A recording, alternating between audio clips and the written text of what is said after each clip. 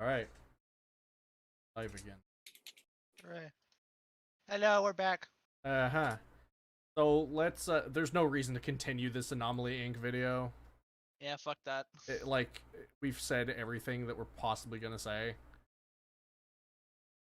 But, Left Foot Media is a bit more level-headed, and he's not, I don't think he typically, like Paragon, you can correct me if I'm wrong, I don't think he typically tells people that they're wrong for feeling. Like, I don't know, I don't watch Left Foot Media. I know, but the one video we did watch, Yeah, he didn't say anyone was wrong for feeling stuff. In fact, he, like, acknowledges it and is like, you know, I'm glad that y'all enjoyed it and I didn't, or I think he said something kind of dismissive like that. He's generally a nice guy, and I like a lot of his takes on, like, philosophy and stuff, but, boy, his Guardians of the Galaxy 2 and his Civil War take is... stinky bad. Yeah, it's not good. Shut up. What? Nothing, I'm just chatting to a friend. Yo, why are you on this gay stream? It's like... No, I told him about the BVS is better than Civil War take, and then he's like, that's thermonuclear take if I've ever heard one. I mean, let's not completely dismiss it, right? Because, I mean, Southpaw was able to convince us that Spider-Verse was better than Spider-Man 2, and I was not convinced at all. That wasn't difficult. You mean us? I never gave a shit about Spider-Man 2. Oh, I loved Spider-Man 2. I even watched it recently just to be sure. I was like, yeah, this is pretty solid film, and then a Southpaw came around. Then the Fire Nation attacked, yeah. Yeah, then the Fire Nation attacked. Oh, speaking of which... Oh no, I don't need to give that one away, do I? Never mind. Ignore me. Look, I got a birthday hat. Oh, I watched some of Regs' video. Pretty good. So did I. Pretty good. Yeah. I'm thinking about getting the EFAT plushie. Yeah, I kind of want to do that now. Yeah. Also because it's a limited thing, so I feel like now would be the time to get. Oh, it's a limited thing? Yeah, it's got 20 days left. Oh, dearie me. Like, but they actually kind of look cool. I might get them. Yeah. Been watching the show for almost. Let's see. Right when I was 17. No, yeah, I was still 17. Now I'm 21. Ah. Right. Let's see here. Oh, we got one person. Hello. Back. Sorry, I did. Somebody needed help.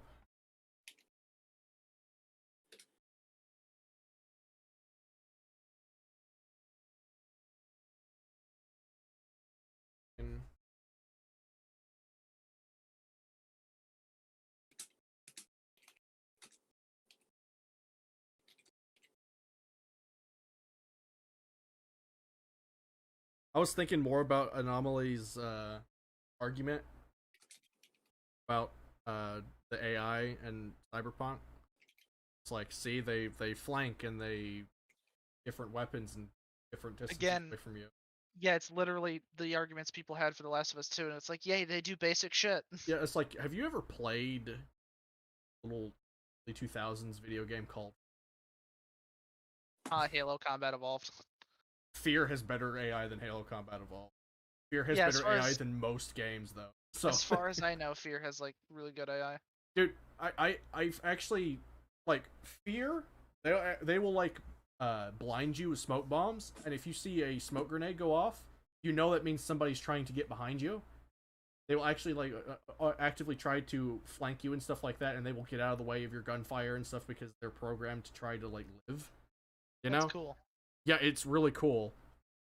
Not only that, but they'll actually use environments and stuff, and they will adjust in real time to the environment. Like if you blow something up and a shelf blows over, instead of like being confused, oh no, there's a shelf blown over, I don't know what to do, I wasn't programmed for this, they will actually get on their hands and knees and crawl under the shelf. That's cool. Yeah, I was like, dude, I want to play this game now. I was like, dude, this game was made in like 2005, and it has better AI than most of the crap we get now. How? I don't even think... Devil May Cry 1 for the PS2, an action RPG, not action RPG, an action combat game that was initially supposed to be Resident Evil 4 has better AI than fucking Cyberpunk, based on what I'm hearing. I love the backstory of Devil May Cry. That's such a peculiar thing that they made this game that got so out of hand that they had to call it something else. Oh no, they didn't have to call it anything else. It was initially supposed to be Resident Evil 4, and then they scrapped it to try something else. But instead of like completely disregarding the project, I think it's Pseudo. I don't know what his name was. He was like, "Hold on, we've got something here." So they took some of the older scrapped assets for Resident Evil 4. They turned it into the mansion that we see in the first game, and then they're like, "So let's replace zombies with demons.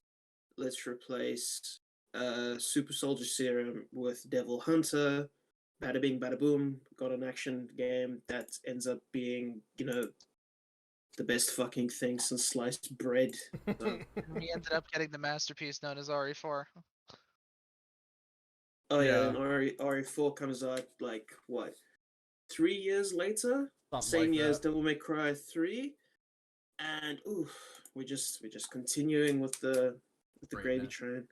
I think I heard that basically RE4 originally was like a basic Resident Evil game, except all the enemies were natural, and like There were like Yeah, I six think- different builds for the game before they settled on the one that we now know as Resident Evil 4.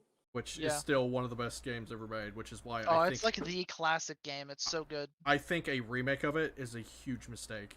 Yeah, they should. Yeah, we I should feel like do most people that say that that call it the classic game have never played Devil May Cry. I mean, it is the classic game. Like, dude. Sure.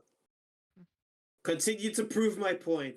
I mean, RE4's gameplay is fucking glorious, dude. So is Devil May Cry. You're not gonna.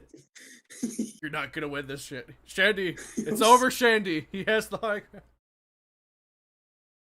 All right, so, it's still the same watch together as the one you clicked on before, Shandy. The first I am. one. Yeah, the first one. So, why Captain America Civil War is not a... I remember this being a little better than his Guardians 2 take. His Guardians 2 take was pretty bad. Like, I don't know, I'm trying to think of another take that's not like SK... Cinematic Venom, Lord of the Rings. No, I don't think it was quite Cinematic Venom Lord of the Rings. I don't think that's... Cinematic Venom Lord of the Rings is pretty bottom level. The only thing worse than it is probably SK's Spider-Verse take. Yeah. It's definitely not on the level of either of those, but it was bad. Oh fuck! I can upgrade the spaceship. Sweet. It's not even on the level of like freaking, I don't know, any like disingenuous crap Patrick Whit. Like I don't know. It's hard to explain, but this guy overall, I actually do like Left Foot Media. He's a cool guy. I've been watching his stuff for a while. I agree with a lot of his takes, but his BVS or his Snyder takes and his Marvel takes are usually wrong. I think he did call it early about in-game being overrated, so Whoop-de-doo. I mean, Congratulations, he got an easy slam dunk. look, okay, I like the guy. I'm trying to give him some credit, okay? Watched him for Hey, maybe Civil War is actually pretty overrated. We don't know. I will say he takes criticism way better than Anomaly Inc.'s track record of taking criticism has been. Oh, so he. You're that's comparing not apples hard. to rotten oranges here, my dude. Yeah, that's not hard. But yeah, he actually does like listen to things and will even apologize for bad takes. Videos where he's like, "Sorry, yeah, it was a mistake. Shouldn't have said that." Someone press the pause on the video. I can't. Are you in? Am I watching an ad? I think so. No, I'm not. The video's not playing for me. I It's haven't played 7 it yet. minutes 44 seconds. Is that how No, long the video is? no. It's No? not. You're in the wrong one, So, I think. what am I watching? Are you on the first one, or did you click the most recent one? I asked you if it's the first one, and you were like, yes. Yeah, it is the first one. Right before it says Nightbreed started a call that lasted 4 hours. But I clicked the first one, and that's what it took me to. What? Alright, this is... guess I could just open up another watch together. Hey, wait. Give the drunk squirrel any kind of agency.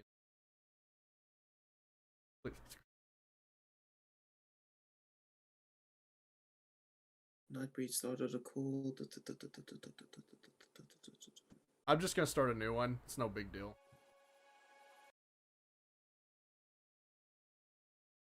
What even are the commercials in Watch Together? No idea. I stopped after 7 seconds.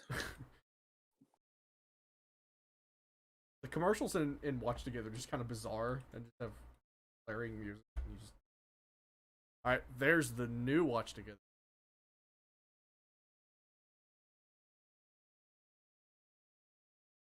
Oh, it's a 50-minute video? Jeez.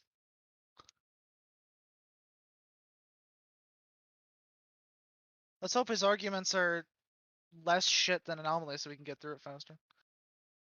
I remember them being. Somebody's asking me in the chat, what do you think about Assassin's Creed Valhalla?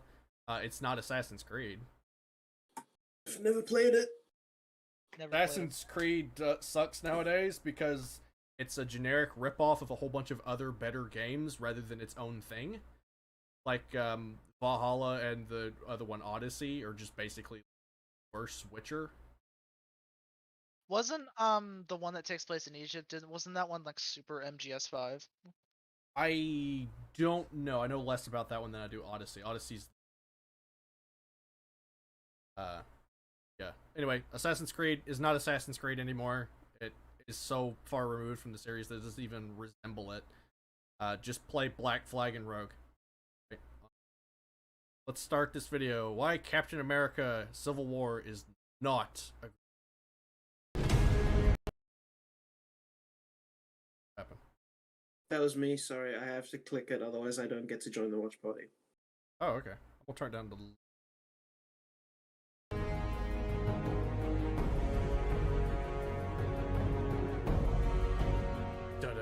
Hi, welcome to the special edition of the Daily, which is an extended and Oh, in-depth yeah, response that's to the cute. critics who, in my humble opinion, have completely overhyped and oversold the movie Captain America Civil War.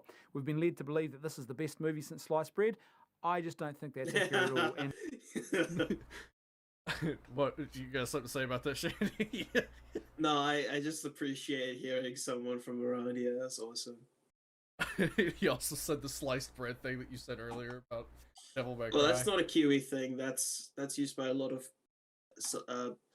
places that I've gone to. I've heard people say it in South Africa. I've heard people say it in Australia. I've heard people say it in Dubai. I've even heard people say it in France. So it's not anything new. Except they probably said like sliced baguettes or something. God.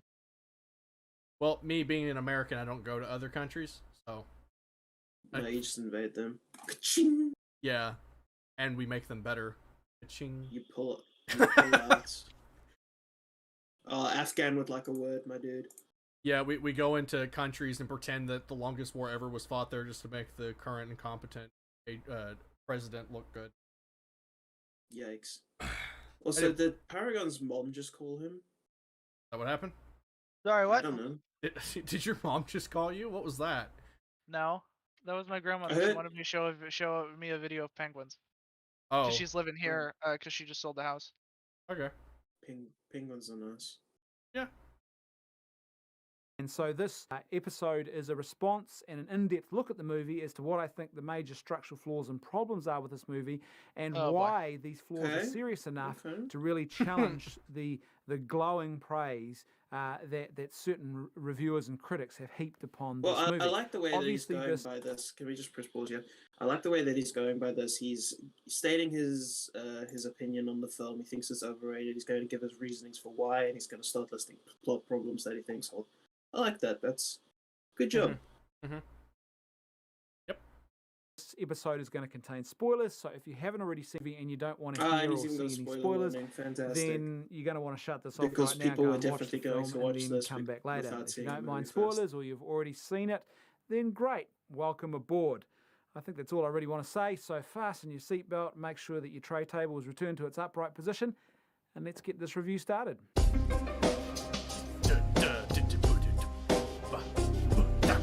Okay, so let me start with a little bit of background. First of all, I went to this film with my brother and another mutual friend of ours, Jace, and my brother and I have quite divergent views and obviously strong opinions on movies, but we're often quite divergent. So those of you who've seen my in-depth response... Wait, I know this has nothing to do with anything. Divergent, and I couldn't help but remember that one time Anomaly the Divergent movies. You're correct. This has absolutely nothing to do with what we're doing. Let's move on. Criticisms of Batman v Superman. My brother and I went to see that movie together as well, and he disagreed with a lot of what I said in that extended review. If you haven't seen it, go and watch it. My response to the critics and the criticisms of Batman v Superman, because I thought it was a good movie. Now, he didn't agree with me on that. We're already off to a good start. Last night when we watched Captain America Winter Soldier together, by the end of that movie, we were in agreement on just about every point about what was wrong with this movie. I do want to point out that when Civil War did come out, I didn't like it. I actually didn't like Civil War the first time I saw it. I don't like it right now. Like, as of this moment, I don't like it. I think it's really boring. But I didn't like Civil War, like, really at all. I thought it was actually bad. And then when I watched it again, like, a while ago, I was like, Civil War is actually pretty good. So, I don't know. Yeah, you can think a movie's good, but you don't have to like it. I'm bored whenever I watch it. I particularly don't like the color grading or fight scenes. I think they're kind of poop. So you actually don't like Civil War? Not me. Nope. No, I don't like it. I don't. I think it's fine. I think it's a good movie. I don't like it. I don't like watching it. I kind of agree with you on the color grading, and that's always been a thing that bugs me, is that Marvel color grading, fight scenes, some of the choreography is really scuffed. Yeah, it's one of the ugliest looking movies I've seen in a while. Batman v Superman, on the other hand, despite that movie's problems, is actually pretty. It's yeah. actually what are you really talking nice about? to That movie look looks at. like shit. No, that movie. That's your opinion. You're allowed to be wrong. That movie doesn't look bad. It looks better than Snyder's Man of Steel. color grading is garbage. Actually, his best Not color in that grading movie. is literally in BVS. I don't know how he got it together long BVS, enough. out of all of the Snyder movies that I've seen, that's inclling Man of Steel, BVS.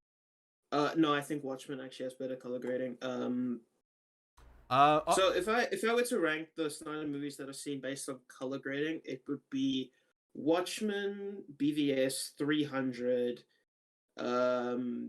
Snyder Cut, then Man of Steel. I think Man of Steel has the worst out of the three.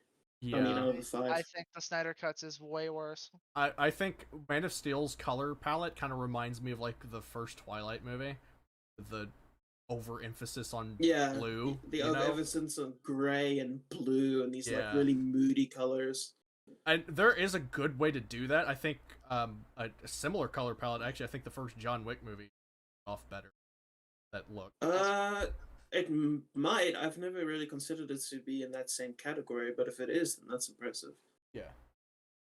So let us go. I don't think BVS is ugly though. That was actually impressed by. I was like, it doesn't have the same washed out, like not washed out, but like over emphasis on gray and blue that Man of Steel did. It actually has. Man of Steel is very blue, and then the Snyder Cut is disgustingly washed out. Yes, but BVS actually has a very even like color palette, and I was like, BVS looks like a movie. It actually looks good. Yeah, it does. I don't think it looks as good, like, say what you want about the Suicide Squad. I think that movie looks really nice. But Suicide Squad is mwah. Yeah. Suicide Squad looks... Fucking mwah. Of course, then again, it's James Gunn, and given his track record with Guardians, he knows how to make a pretty movie. That's one thing I really appreciate, is James Gunn's visual style isn't muddied in with the rest of the MCU visual style, like in Civil War. Like, Guardians 2 has a distinct look. It doesn't look like the rest of them. Same thing with the Suicides. But let's just move on. So that gave me a sense that I wasn't just imagining things in my head and that I wasn't just being hypercritical or looking for problems with this film because I went in not liking it. And not only that, but since posting on social media about this, other people who I know who are Marvel fans have responded, and they've basically echoed and issued the same sentiments, or a lot of the same sentiments, or even new sentiments that are negative about this film. So I know I'm not just making this up. I know I'm not just being hypercritical, because when I got to the end of the movie, I thought maybe I was. Maybe my expectations were wrong, or maybe I was just being unfair of this movie. But it's quickly become apparent to me that there are actually a lot of people who can see the flaws in this particular film. Now, Huh. this movie for me was really disappointing because I went into this mean, no movie. movie's I didn't perfect. read, purposely didn't read a lot about this movie, but I watched a couple of movie reviews, short movie review shows that were non-spoilers, that people had seen the movie and talked about it being a good movie. Say that's different from me. I try to completely avoid like that. Yeah. Wait, can. avoid things like what?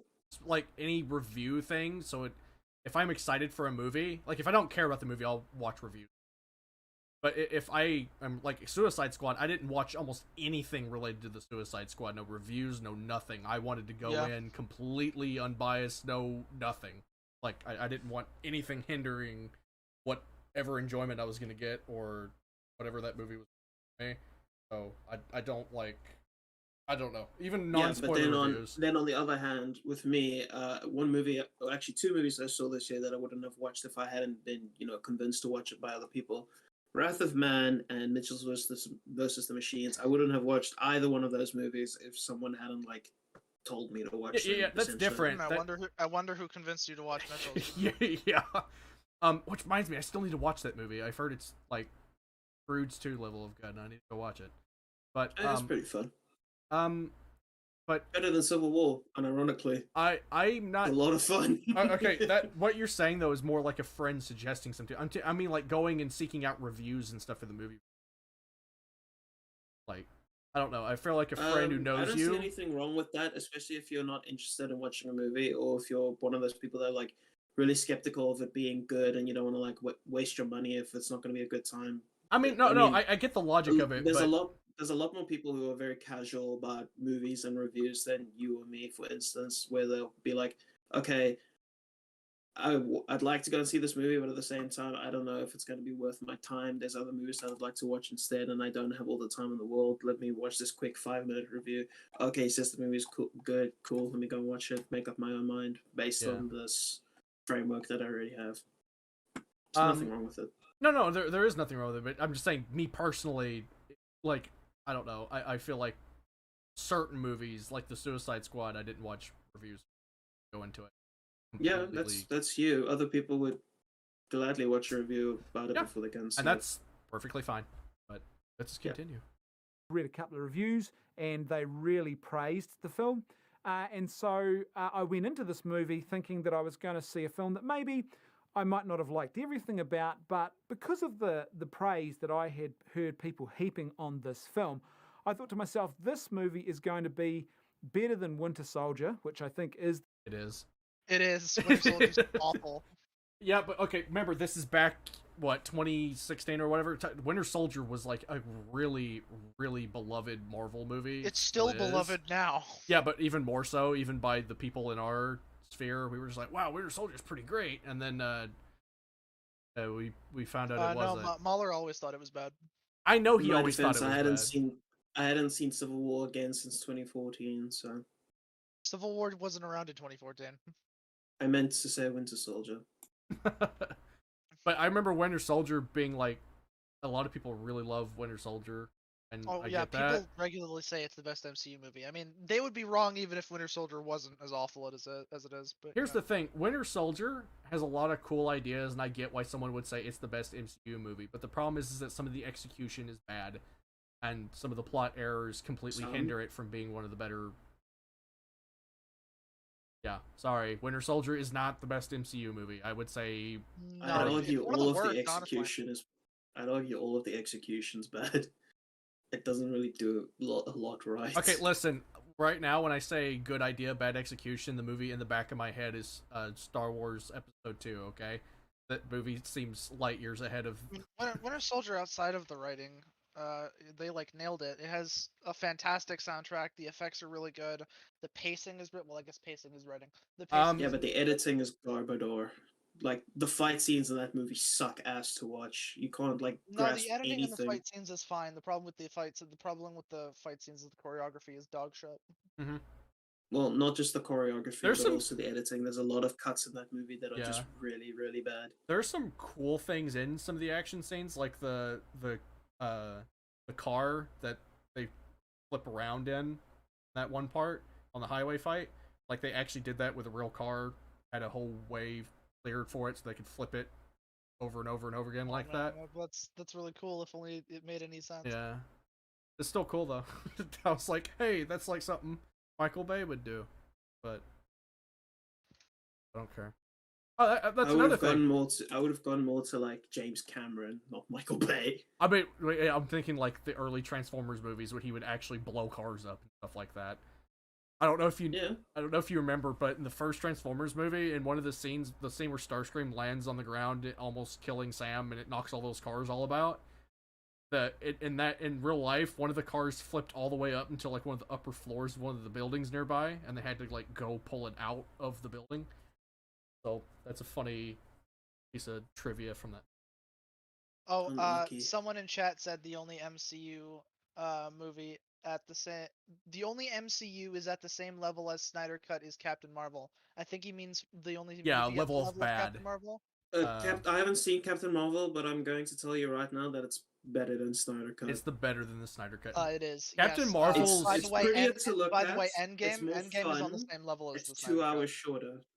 Not only that, No, Endgame is not on the same level as Snyder Cut. I refuse to believe No, that. Endgame is almost Snyder Cut levels of bad. It butchers the time travel just as much. Like So when I'm saying bad, I'm not just including the writing. I'm including the overall experience. When I say Snyder Cut is a fucking god awful movie. Oh, so no, is no, Endgame. No, Endgame is technically more competent and is more coherent. Well, yeah, it's technically more competent, but the writing is they assassinate the big three heroes of the MCU. Yeah, but you still have to consider like the fact that the movie is freaking watchable on a technical level instead of crushed blacks means mood means smart film, you know? Yes. It's also an entire hour shorter, which is a blessing in disguise. Okay, it being shorter is not inherently better. Like, yes, come on, it is. Shandy. In this case, yes, it is. In this case, not inherently, huh? Do not Lord of the Rings me. If I have to watch it, if I have to say that something is better just because it's shorter than X, I mean it, because Snyder Cut is not just a long movie; it is a long series of motion pictures of most pain. of the new stuff is totally redundant. Mm-hmm. See, using Lord of the Rings as a good example here doesn't really do anything for me because Lord of the Rings is good. It's good from start to middle to end. Yeah, it's a 13-hour movie that's good. Okay, if you had to take Snyder Cut and then, I don't know, maybe cut it down by 2 hours, add a little bit of extra color and life, maybe make some of the characters a little bit more extra likable. Color, that's a bit of an that's a bit of a you're underplaying the saturation. Paragon, do you understand the premise of a joke? Stop it, Paragon! You're gonna make him start. You're gonna make him go back to drinking. I understood that it was a joke. I'm just saying. Congratulations, you've succeeded in your task of understanding basic jokes. But moving on. The standard Marvel's best movie so far. It is the best movie they've made so far in the MCU. Not even at this point. Guardians of the Galaxy was right there. Avengers 1 was right there. Yeah. Avengers 1, Guardians of the Galaxy, even First Avenger better. So. First Avenger's pretty decent, yeah. And Iron Man 1. I know people are just like iffy on Iron Man 1. I mean, it's better than majority of the Iron Man's great. The only problem I have is Obadiah Stane's turn at the end, but Iron Man 1 is mostly good. So. Yeah, outside of Civil War, I think Avengers is the best one. Mm-hmm. Guardians 1 and 2 still hold up. Yeah, they're up there too. There are parts in Guardians 1 that are questionable, and a few parts in Guardians 2 that are questionable. Nothing. Marcus and a handful of other people that you know. So I'm trying to let me have a look here. Who's on that group? Like there's Marcus, Jeb, Edatron, and CV and Studio Devil. They all or most of them watched the Guardians 1 fairly recently, and I think it's at least an 8. Yeah, it is definitely an 8. I think people underappreciate. CV was the guy who came up with the hot take that it sucks. Whoops. He changed his mind. It's pretty good. There is one really weird plot thing in it that I remember. It's during the prison scene, where the rockets were instead of just... Pretty certain everyone points that out. It's not like anything new. That's like the minigun moment in Winter Soldier. I was gonna say the fact that the thing is detachable doesn't make any sense, and then I thought about it. I was like, actually, no. if there was a riot going on in the prison and you disactivated the gravity and you made it where the thing could detach away from the riot, that's not that dumb. That's actually not just that, but it's a pretty unique idea to have your prison basically be detachable. Yeah, it means you can do some really fun things with that. Mm-hmm. And Guardians 2, there was a couple of ego things. Like, some of the things, how does Ego not know this is going on his planet? Like, when Nebula shows up and, like, tears up a whole bunch of stuff. It's like, I mean, I'm sure Ego would notice that. Well, the planet isn't really a part of him. It's just a structure that he's formed around his actual brain. True. It doesn't mean he gets to feel everything. There is a problem that I think is pretty indisputable, and that's Nebula never hits a single shot with her angry firing. Kind of amazing, because she's shooting like 2 miniguns, and not a single one hits Gamora, despite being crazy close to doing that. That's I need to double check that one, but sure. That one is an issue, but the scene afterwards is freaking great. So there's that. That's about the only Speaking of plot armor, back to the video that says Winter Soldier is the best. You mean the worst? No, he says Winter Soldier. Oh no, Winter Soldier. Ignore me. It was going to be Soldier, or at least it was going to be as good, or maybe close to Winter Soldier. Even if I didn't like everything, it was going to be on par with Winter Soldier. Better. It really wasn't. You're right. It's leagues above. This film, and 2 things: I was really disappointed, and I was kind of surprised. Actually, I was a bit dumbstruck. I couldn't believe getting to the end of this film that it had failed to live up to the claims that I'd heard made about this movie. Now, to be fair, this is not simply a case of someone who went into a movie and had overhyped it in their mind. I didn't go in with a lot of expectations, and I went in thinking I'm trying to go in with a blank slate and give myself as little information as I can and as little outside influence. I just said, that kind of contradicts what he said, though, doesn't it? What? No, I didn't hear anything that's contradictory there. The thing where he was just like, this isn't me building this up, but then he says it failed. Yeah, no, what he's saying is that he himself is not building these expectations of the movie being fantastic. He's saying the other people. Oh, okay, that's fine. Other people built the expectations up for him. He didn't do it himself. I just really don't want to do the Anomaly Inc. thing where I'm sorry, it just wasn't what you wanted, type thing. He's not doing that. He's very clearly not doing that. I'm saying I don't want to do that to him by accident, type thing. Being very careful with my words. I just felt like it was contradictory, but yeah, I was wrong.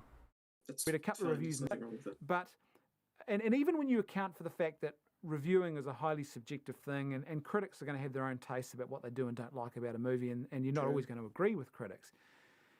Putting that aside, there's just no way that you can justify the claim that I've read from some critics who are saying that this is the best superhero movie that's been made in several years. I completely...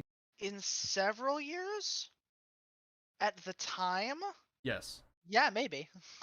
Honestly, even afterwards, like the next movie that came out was Guardians 2.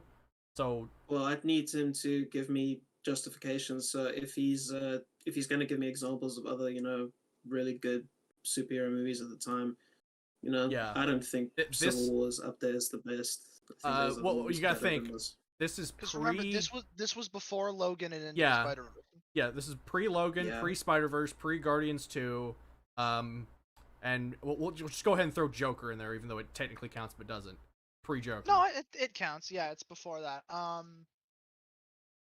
So, yeah. Correct me if I miss anything. There's all of the DCEU up to this point, which... When did he review this? I think he reviewed it a little bit after it came out, so...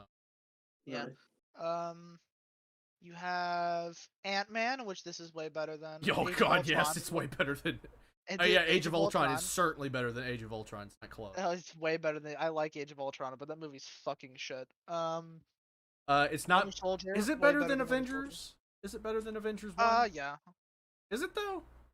Yeah, it's a bit better. I don't know. This is definitely better than Winter Soldier. Definitely better than Iron Man 3. It's better than Thor and Thor: The Dark World.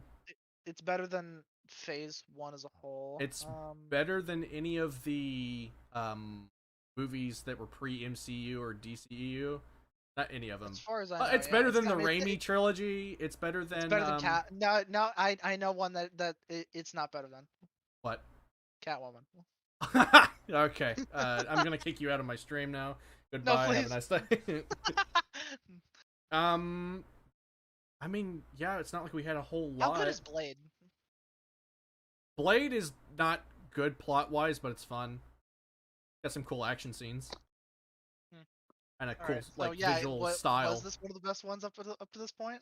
Yeah. Along with Avengers? Yeah. And it really is one of the best ones at this point. Yeah.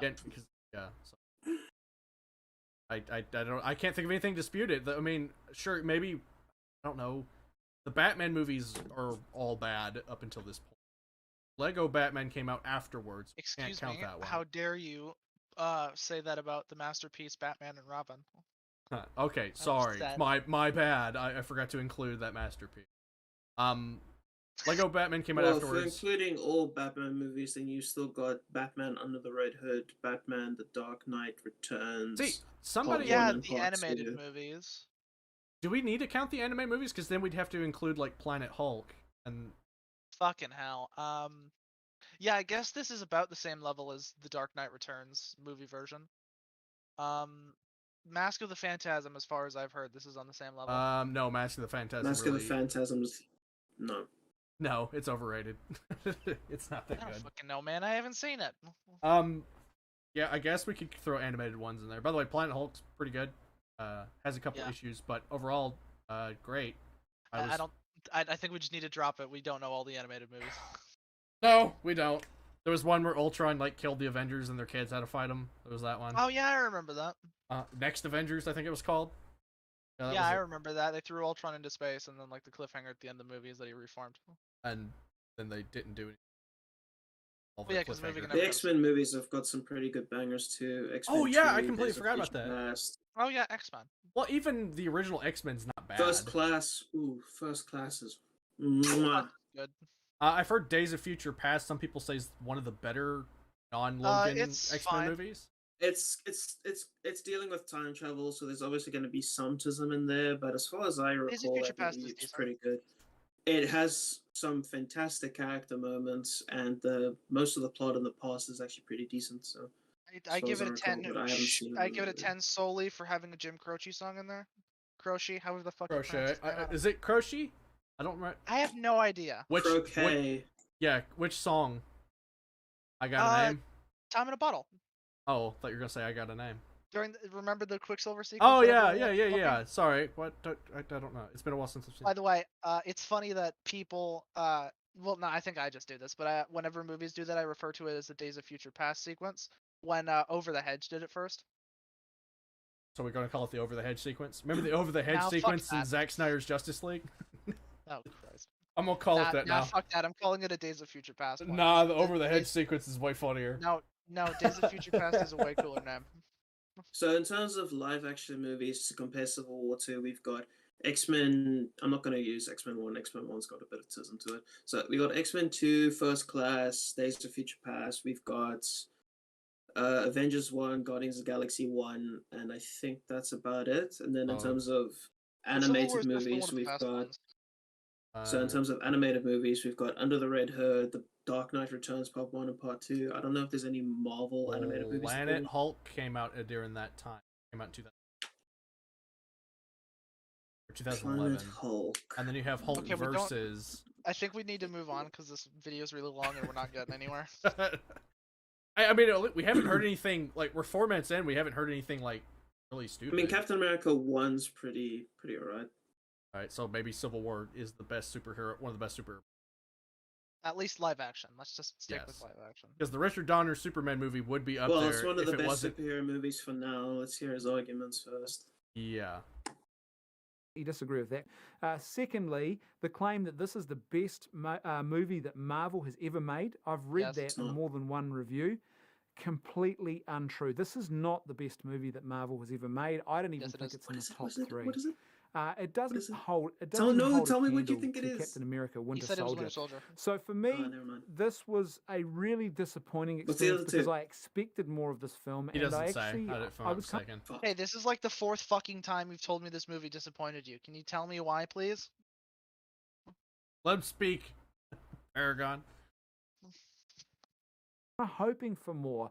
And as I said, I thought at the very least that this would be an experience similar to The Winter Soldier, even if it was a little bit overinflated in the hype department.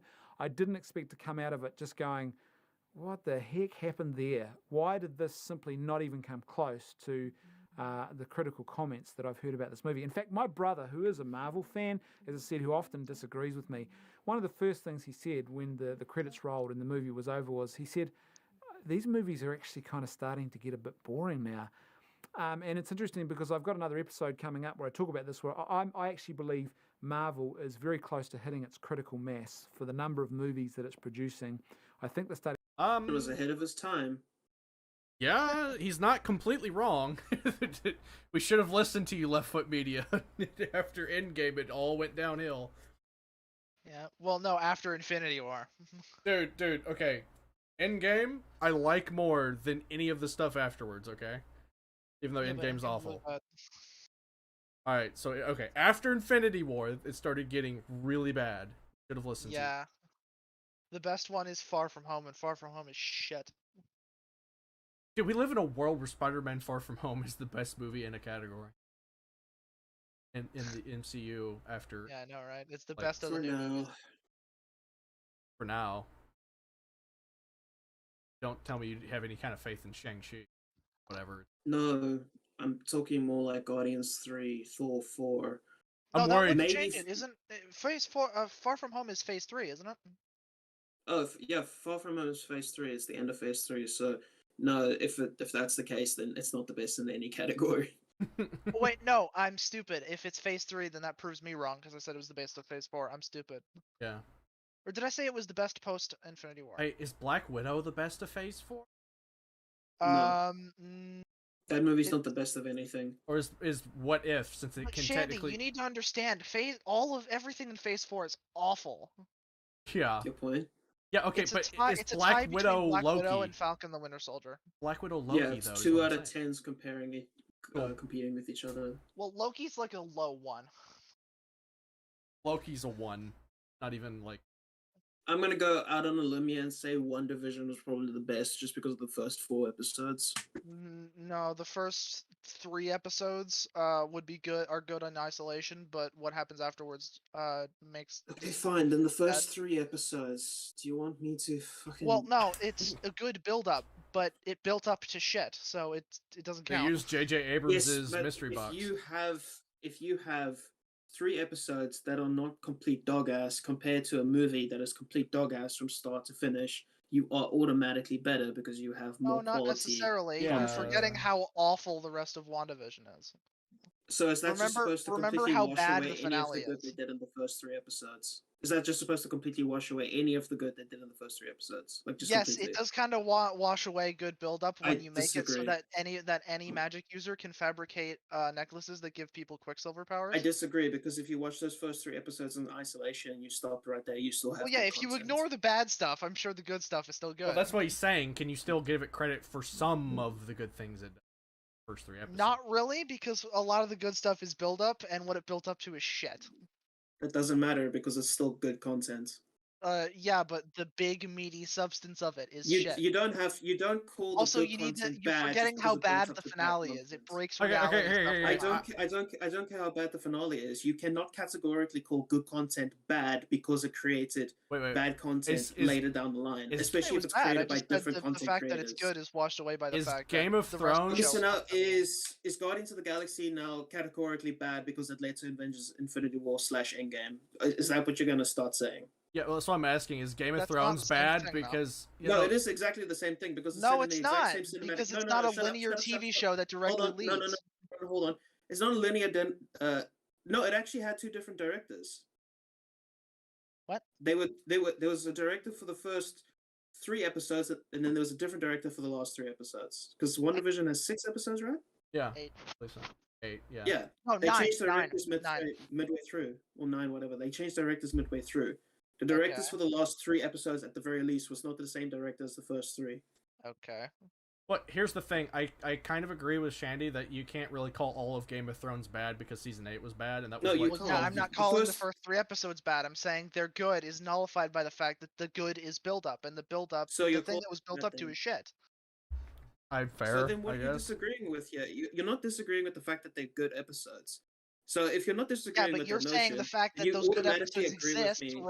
raises it above the rest of Phase 4 when it doesn't. The best It of Phase does, 4 because is if it's the Falcon and the Winter only good Soldier. content in Phase 4, then I it's the only good content agree in Phase with 4. Shandy, honestly. 'cause Paragon, it- I don't understand your mind frame here. The bad doesn't wash out the good. You have to Yeah, view he's them saying When separately. when it's as bad as the rest of WandaVision, it kind of does. yeah, but here's the Okay. problem is that, okay, he's saying that the only good parts of WandaVision are still the best parts of the current run of the MCU. Oh, What he's if you're saying that part specifically is the best, yes. I thought he was Yes. referring to WandaVision as a whole. No, he's just referring to the good parts, the first good 3 episodes, because Loki has nothing good. Black Widow has nothing good.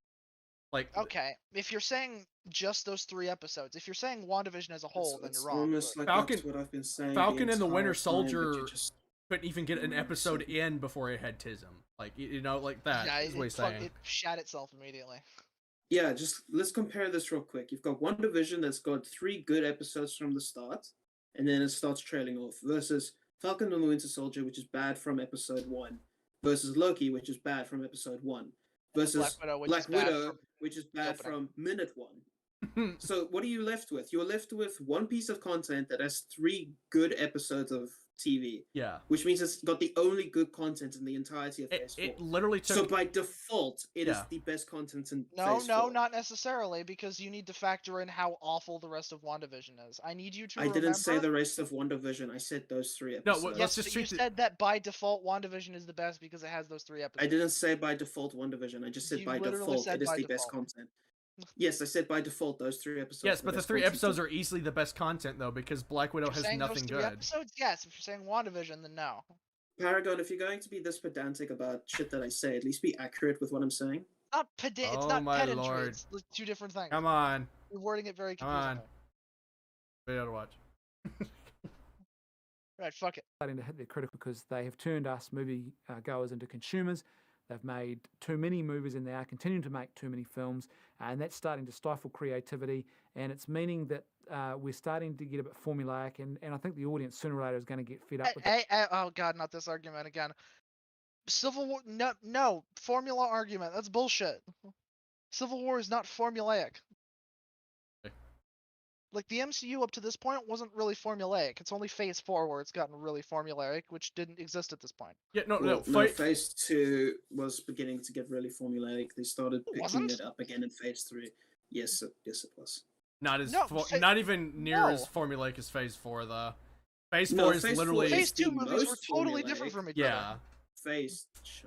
I do agree that the films are a bit formulaic after Phase 2, but not... Phase 1 even had some formulaic issues with it. I mean, look at Iron Man 1. Iron Man 1, you've got... Iron Man 1's fine, but the main villain is basically just the hero, but evil. Captain Yeah, America. I know the where Oh, hero, the- but Yes, evil. I wait, know, wait, but wait. That And doesn't Phase make the movies as a 2 whole formulaic. You missed the Incredible No, I didn't Hulk. say it makes that. I didn't say it makes it formulaic as a whole. I just said it's got formulaic elements. Then you move Okay, to yeah. Phase 2, and then it starts doing that, but Shandy. more severely. And You then missed- you go into Phase 3, which then fixes that slightly by introducing us to more interesting villains like Zemo, like Hela, like Ego, Yeah, like Thanos. And then you go into Phase 4, and then Phase 4 is the most formulaic. the most formulaic. It's literally, Exactly, because- hey, here's a weird idea. Let's just make it happen. I don't care how it works. Whatever. Go. The irony of it is Phase 4 doesn't have the generic villain problem. The villains are just shit. It does. No, What do no, you the- mean? What do you mean? What do you mean? All right, Shandy. Please explain to me the parallels between Carly Morgenthau and Falcon. Carly Morgenthau and Falcon. Okay, how about Carly Morgenthau and Bucky? How about the fact that they are both super soldiers? Oh yeah, How about yeah. the This fa- incredibly Okay, broad okay, thing. Shandy, Thank is this you. the same thing as the Incredible Hulk versus the Abomination, though? How about the fact that That what's is the name one of thing Wanda's in villain? common. What is the name of Wanda's villain? Agatha Agatha? Harkness. Agatha. I mean, yeah, that one's Okay. Yeah, you're right. What about Vision versus literal Vision? Well, yeah, there was that. You're right. Yeah. But they should have made the fight. I What agree about with Mahler. Loki versus Well, literal what about Loki? Sword? Actually, that is a good point. Loki literally fights Loki. He I literally. haven't seen Loki, and I What do don't you want to. mean? Explain to me how. My guy, I'm about to fucking. Alright, Trap my guys, go on. ass cheeks and shit out magic. Oh my lord, guys, come on. That formula. So I was kind of and interested, based on that episode of the Daily that I've got coming up, to hear my brother, without having talked to him about it at all, saying one of his first comments after the movie was, "These movies are starting to get a little bit boring." Oh boy. Again, boring is very subjective. Okay, so the very if first he thing was I want to bored, challenge then there's about this nothing really film can do to is change the that. inaccuracy of its. I can tell him he's lying about his feelings. I could tell you you're wrong. No, it's an Anomaly joke. He literally tells people they're lying about, like, their. I thought we agreed Anomaly is an idiot, though. Yeah, I know. I'm just saying that it was a joke. It was a reference thing, right? Bruh, stop referencing morons. I can't handle it. Its title. It's Captain America Civil War, but this isn't really a movie primarily about Captain America. Protagonist. What happened to your What mic? are you on about? It's not fun. I think he's giving the argument that it feels more like an Avengers movie instead of a Captain America. It doesn't though. They constantly follow Cap. It focuses on Cap's problems, like Bucky. If you compare this to something like Captain America: The Winter Soldier, even the first Avengers, this is more like an Avengers movie because you Well, yeah, it's are more actually like an following Avengers movie. two but different it's still perspectives. Yeah. The title is still correct. Yeah, but the Civil War is caused because of Cap-related things. Exactly. Specifically, being the Winter Soldier Yeah, and a Bucky. mission that he himself was heading. Yeah, his fuck, what's the word? His being opposed to the Accords and Bucky, both of which are Steve related. Well, not just that, but the mission that kicks off the whole plot is a mission that he was in charge of. Yep. Like, it was his mission. So, I mean, there's that. I don't know. I get why someone would say this feels more like an Avengers movie. Yeah, it feels more like an Avengers movie. Well, But using that logic, would we then? inaccurate. No, hold on. Using that logic, would we then say that Avengers: Age of Ultron is an Iron Man movie because Iron Man directly creates that villain? Would we say that Avengers 1 is a Thor No, movie it's because Tony the and villain in Bruce. that movie is Loki, is Thor's brother? Well, no, it's more specific than that. That not all the there's like lots of things going on in those movies related to. There's the a other lot of things that's characters. going on in Civil War too. and Yeah, not I everything know, is but directly a lot of related the to things Cap. is yeah, but most of the things are Hell, related to Cap. the initial conflict in this movie isn't actually related to Cap at all. It's related to Tony. What? No, it was Cap's Oh, what? mission. No, the Lagos? Soviet Accords Sokovia are Accords, yes. are directly caused by Tony creating Ultron. Okay. Yes, that's the Accords, which then the conflict is created from both Steve's opposition to them and then the stuff going on with Bucky, both of which are Well, related not to mention Steve. it focused heavily on Yes, but Steve, what I'm like s- with what I'm Yeah, trying Peggy. Steve is the what I'm trying to protagonist. It tell focuses you- on him more than Tony. Yes, but what I'm trying to tell you is that this is not entirely Steve. I'm trying to give you a distinction here between No, Captain I America agree, it's not and the more entirely Iron Oh, Man I agree. It's not elements. entirely Steve, Right then. but his point is still wrong. The title is accurate. Yo, well, even like little things like the whole Peggy dying and stuff like that feel very that- Captain America related. Not like Peggy's not really brought up that much in the other Avengers movie. If you No, except she's for- only mentioned in Steve's movies. yeah. Well, That's then, and- in yeah. contrast, we've also got Tony, who's suffering issues with Pepper. You know, they're going through a bit of a deal. Obviously, not to the same extent as Peggy, because Peggy has an entire funeral for her. But still, I Peggy mean, died. So. you have got elements here because the issue with this argument that you guys are bringing up is that this is not an entirely Captain America centric movie. This does affect the Avengers drastically. Well, yeah, I'm not saying it's entirely Captain America centric. The problem is he says the title is inaccurate when it's not. It focuses heavily on Steve. Steve is given the most emphasis. He's not given all the emphasis.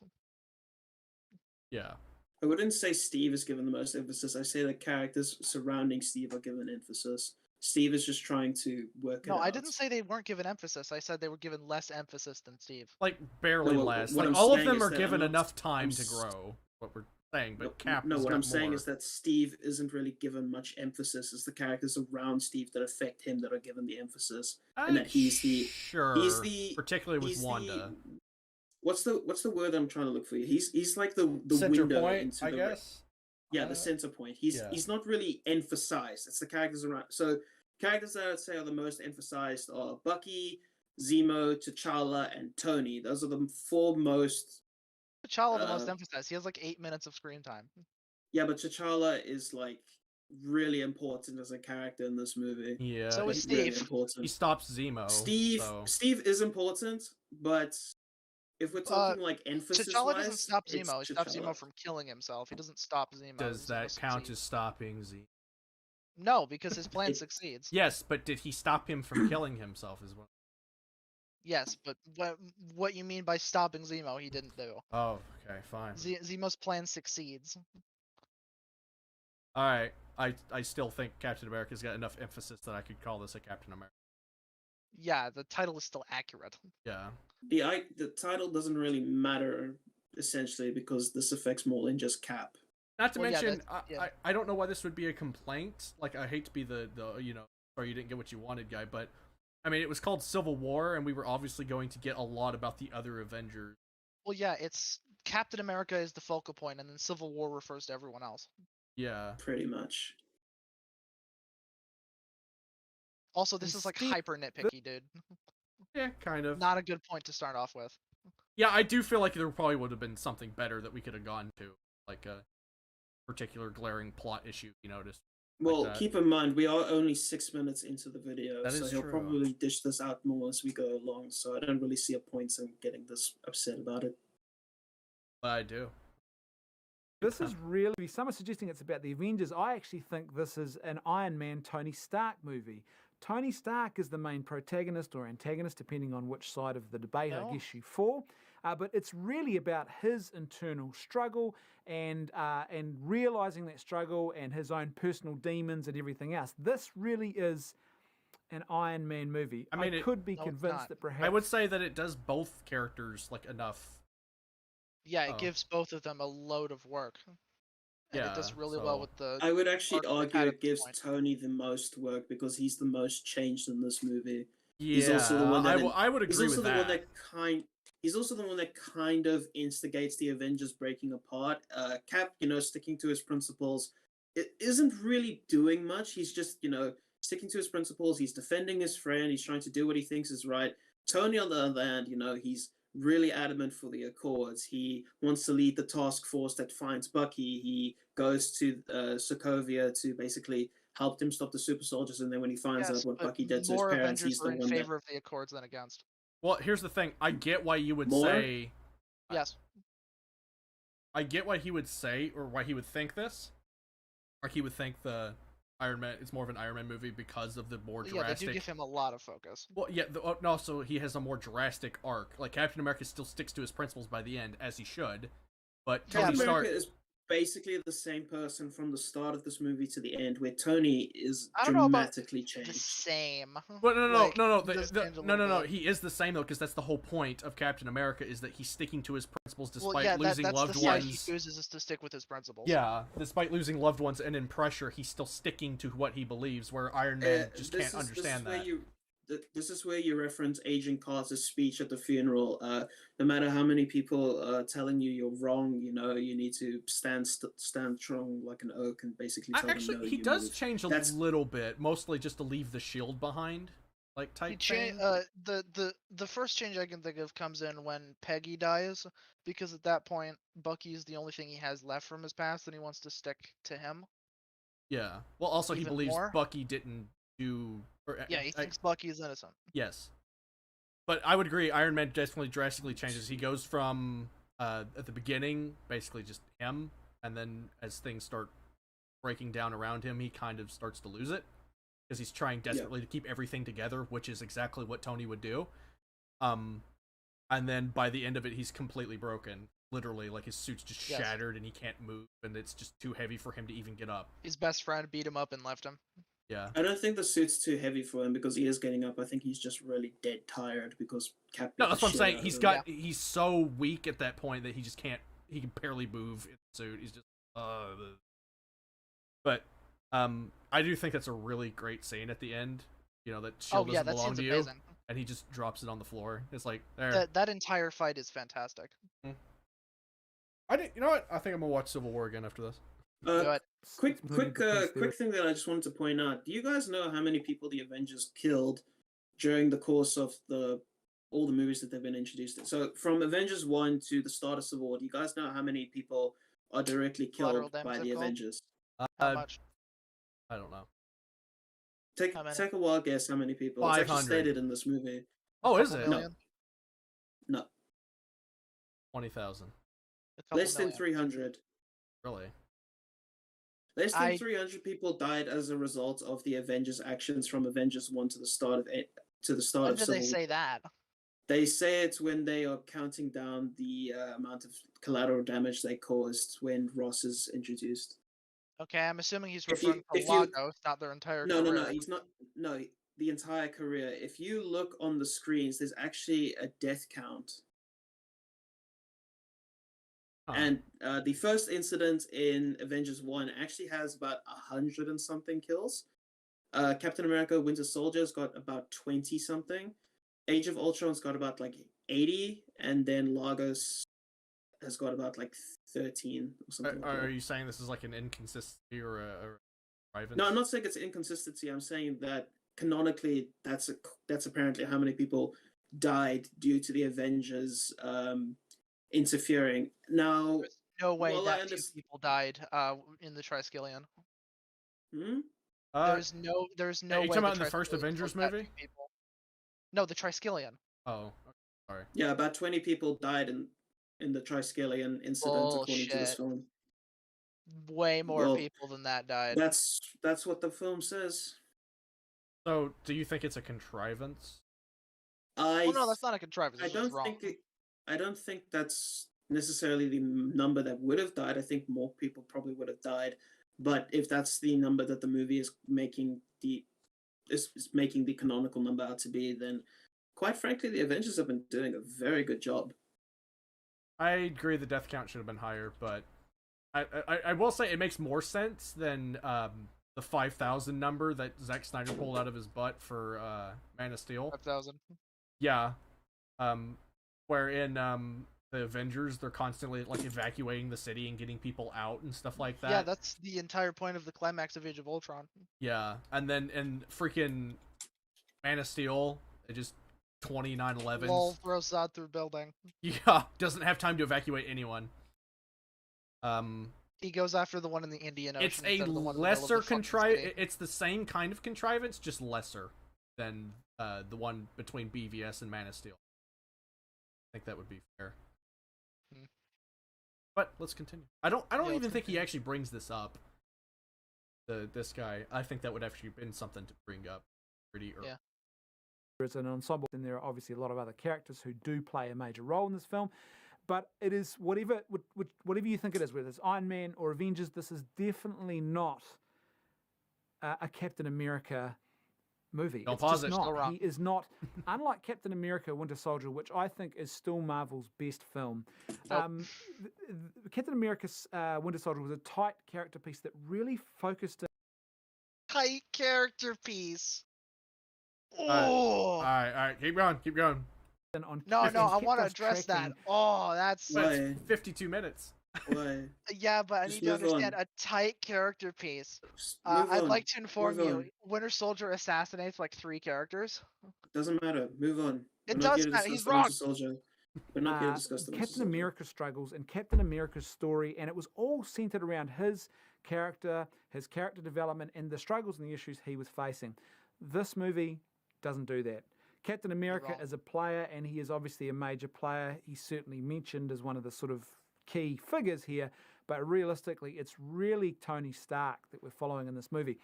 And because of that, I've actually proposed some alternative. I can see where he's coming from with that, because again, it's got to do with Tony's character arc, and it's got to do with what he learns and what he has to struggle with throughout the course of the movie. And Steve is a bit more baselined. He's got some struggles to deal with, and obviously he's got the fallout of the Avengers and Peggy's death, but quite frankly, mostly speaking, he hasn't really got that much in comparison to Tony to work with. So I can't see where he's coming from. I understand him, even if I don't agree. This isn't like a fundamental. This isn't Anomaly. It's saying... not a flaw. It's just a observation, if you will. It's not Anomaly saying Halo is a cover shoot. You know. Yeah. It's not that. I'll never understand that take. I'll never get that. Or did you? He didn't directly say it. I assume he put it in the script and realized that's what he was saying. Well, did you? Maybe he meant to say Gears of War, not Halo. No, he continues to talk about Halo after that. He meant to say Halo. Moron. Yeah, did you see the part where he said Doom Eternal, there's no upgrades or anything, while showing a clip of the heavy cannon with the micro missile upgrade? I was like, I didn't see that. I don't regularly view his content. So. What? SK saw his video for the first time like a week ago. He was blown away. All right, let's go. If The Winter Soldier is a Black Widow movie, it's unironically a better Black Widow movie than Black Widow. Fight me. Yeah, she's quite good in Winter Soldier. Yeah, she doesn't break her nose to stop thing that would still go up your nose even if you couldn't smell it. Yeah, that makes sense. What about Civil War as a character piece on Cap? What about Captain America Civil War do you find out that's uniquely related to Cap that you don't know about him in any of the other films? I get what you're saying, that Iron Man technically goes through more growth, but I still say that it focuses enough on Cap to be a Cap movie. Again, Cap is the focal point, but he doesn't change. He stays the exact same character from start to finish. It's just that the situation around him develops, and what we see. Cap is a very stoic character by nature. He doesn't let the world basically change the way he feels. Stoic philosophy of focus on the good, everything else is an indifference type thing. Pretty much, yes. Tony, on the other hand, is not that at all. No. and that's why I'm saying that while Cap is the focal point, while he's the main character, basically, he isn't the character with the most amount of change. That's not a bad thing. No. But that is what we are dealing with. I would actually say, character-wise, this might be Iron Man's, like, most drastic character change. Not just best, but like he goes through more in this one than he does his own movie, right? No, not really, because like he rises from the ashes of like in the cave and stuff like that, and changing his whole life. I'd say he goes through more in. I mean, he just completely flips at the end of Iron Man 3, if that counts. Well, no, what I was going to say was it's a bit difficult for you to really make that comparison because Iron Man 1 is his solo movie, where Captain America Civil War is a film set after, 8 years of Marvel movies? Yeah, well, this isn't saying anything about the quality of either film. I'm just saying that in a lot of ways, he's gone through more development in a non-Iron Man movie than he went through in most of his own movies. Well, remember his work in Age of Ultron, too. Yeah. I would say that he doesn't really go through more work. It's just that the work that he's gone through is actually more drastic, done properly. Well, it's not more drastic. No. So here's the thing. Iron Man 3 introduced the idea that he had PTSD, which, is a fairly good idea to have. However, the execution of that movie is terrible. And then Age of Ultron, he's got a sort of not guilty conscience isn't the word I'd use. He's obsessed with protection. He's obsessed with protection. He wants to prevent the world from basically being overtaken by aliens, so that's why he creates Ultron. So he's got a desire to overprotect essentially, and then he butts heads with Steve in that movie. And then what this movie does is basically a culmination of his PTSD, his desire to protect, along with his guilt that he's just suffered through years and years and years and years, going as early as when his parents first died. This is a film that basically takes a lot of what's happened to Tony into account, and that's what we get as a culmination in the final scene. Mm-hmm. Yeah. Versus Steve, whose only real past issue that gets brought up is his attachment to Bucky, and then obviously Peggy's death, but that doesn't really go anywhere. That does go everywhere. Further motivates him to stick to Bucky. Well, it also to stick to his own principles. The whole speech that she. Exactly. But again, he's a very principled character by nature. So even if that speech didn't exist, he would likely have done this anyways. Yeah, that's true. No, Yeah, but it's I kind extra of rich. agree, but I don't know. But again, actually, I don't think we've agreed with very much that he said so far. I don't know. Let's keep going. Iron 4, Like I said, The Avengers, looking pensive and talking serious. Iron Man, midlife crisis. Iron Man, just call me Bruce Wayne. The Avengers, governance and responsibility. The Avengers, finding Zemo. The Avengers, Winter Soldier 2, Revenge of Sokovia. Because this movie basically is about all of those things, but Captain America is, I don't even know if he's really a vehicle. He is, I suppose he is. He's kind of a vehicle to tell those other stories, but it's really not his story. So the title of this movie I don't know, this is really point's quite moot misleading. enough that I don't care to respond. Yeah, I feel like we've One of the talked big about it glaring already. structural things for me about this movie was the inconsistent tone. And there's two ways that this movie is inconsistent. So in a movie, it's not unusual to have tonal shifts in a film, but those shifts should sort of be organic and they should really flow. There should be a progression, a natural progression, and they should flow out of that.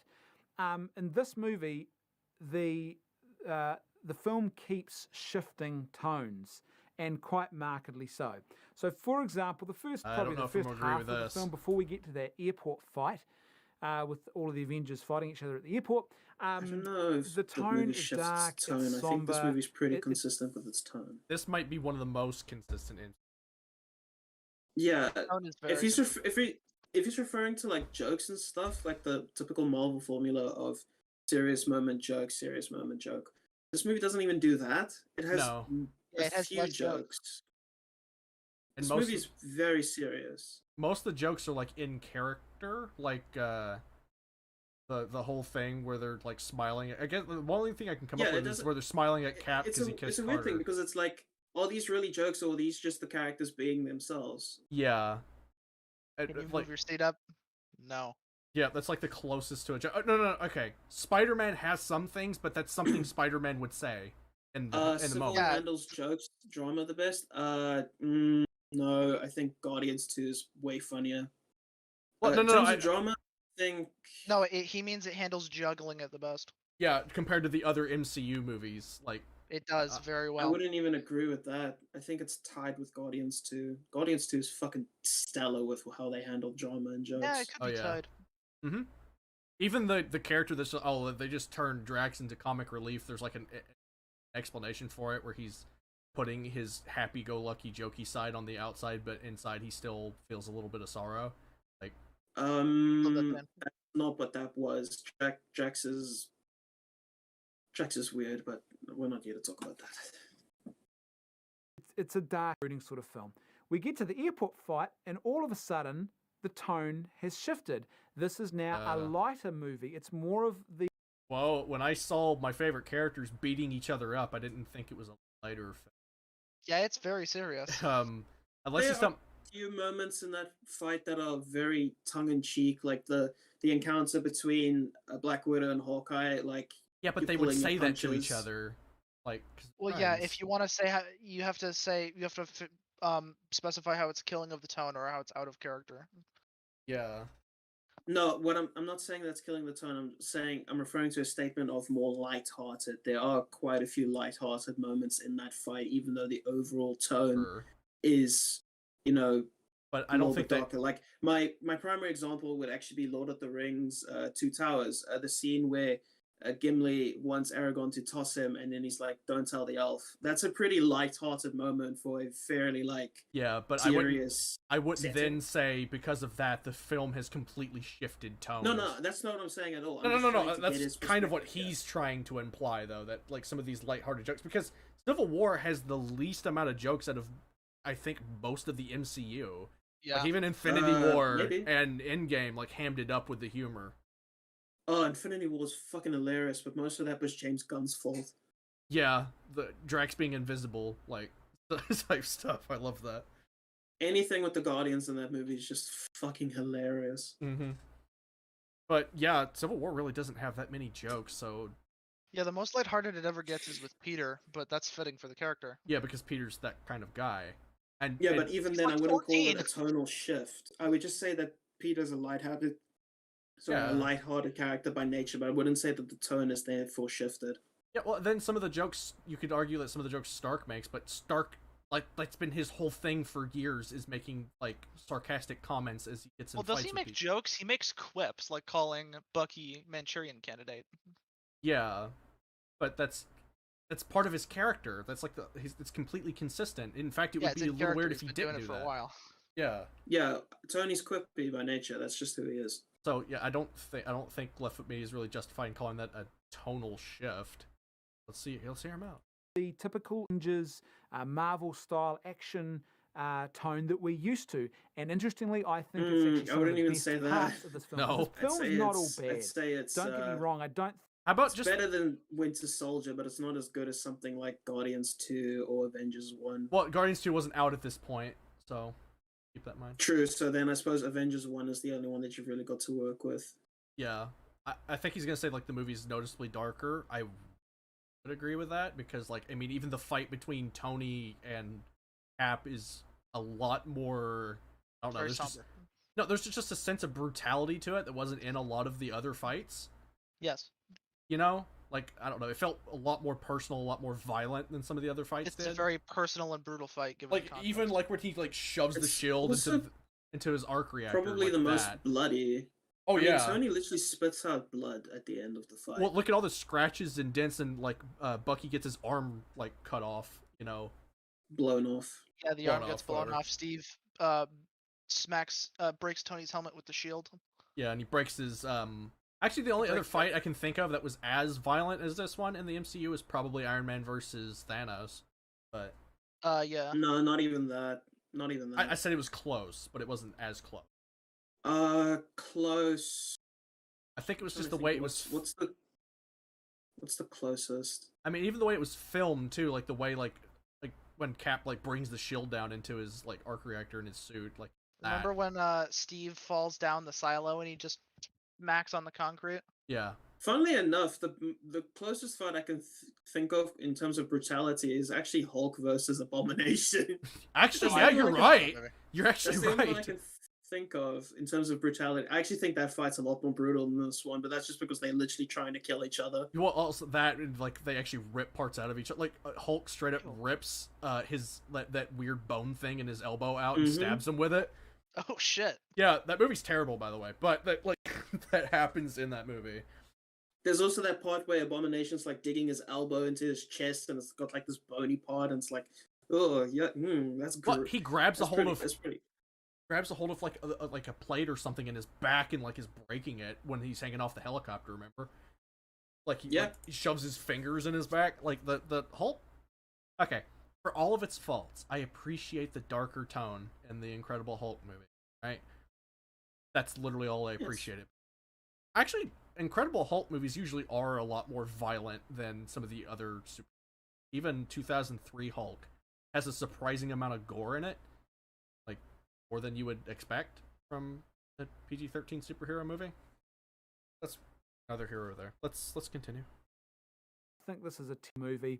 I think there is the bones of a good film there, but there are some major flaws there that really let the film down. All right, let's hear 'em. Despite that, there are some moments of excellence, and I think that runway fight was actually an engaging sort of part of the movie for us as audience members. It introduced, obviously, Spider-Man and Ant-Man into the Avengers mix, and it also gave us something that's a bit lighter, and it felt... There was something about that scene that was just better than other parts of the movie.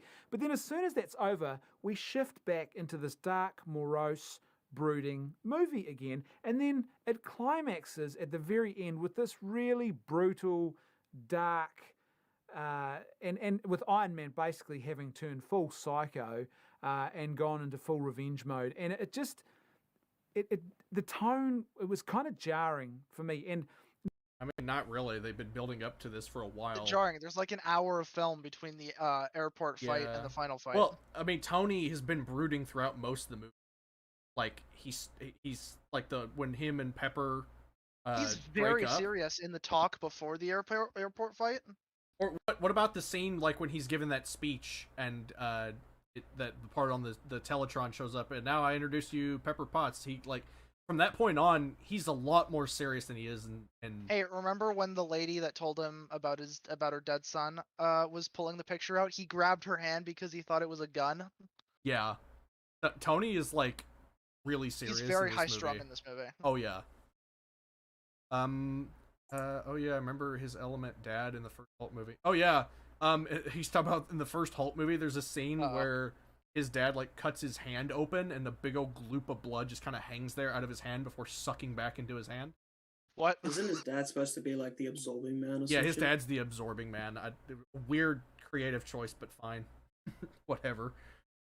There's a scene where Hulk breaks a dog's jaw because it bites his shoulder, and he like flexes and it like snaps his jaw.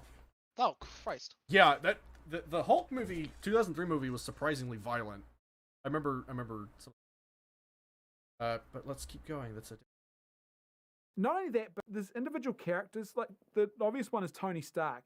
His tone as a character in this film shifts quite dramatically from one part of the movie, and then it changes again by the end. And it's not a sign of good writing, I don't think, when that's happened. So what happens is, for the first part of this movie, Tony Stark he's really dark, he's really brooding. Then there is the scene where he goes to recruit Peter Parker, to recruit Spider-Man to the cause. Now that scene, once again, is another really good piece of excellence in a movie that has some pretty big problems, I think. I agree. It's a great scene. There's lots of creativity on display. And what is it? All of a sudden, Tony Stark is back to that usual sort of quipping Tony Stark. There's a little bit of physical comedy in there as well. He's always like that, though. Huh? Yeah, he's just a bit more high strung. Not in this movie, no. He's his usual snarky self a lot. But he's not in this movie, especially not in the first half of this movie. He's definitely not the Tony Stark we are used to in the first hour of this movie.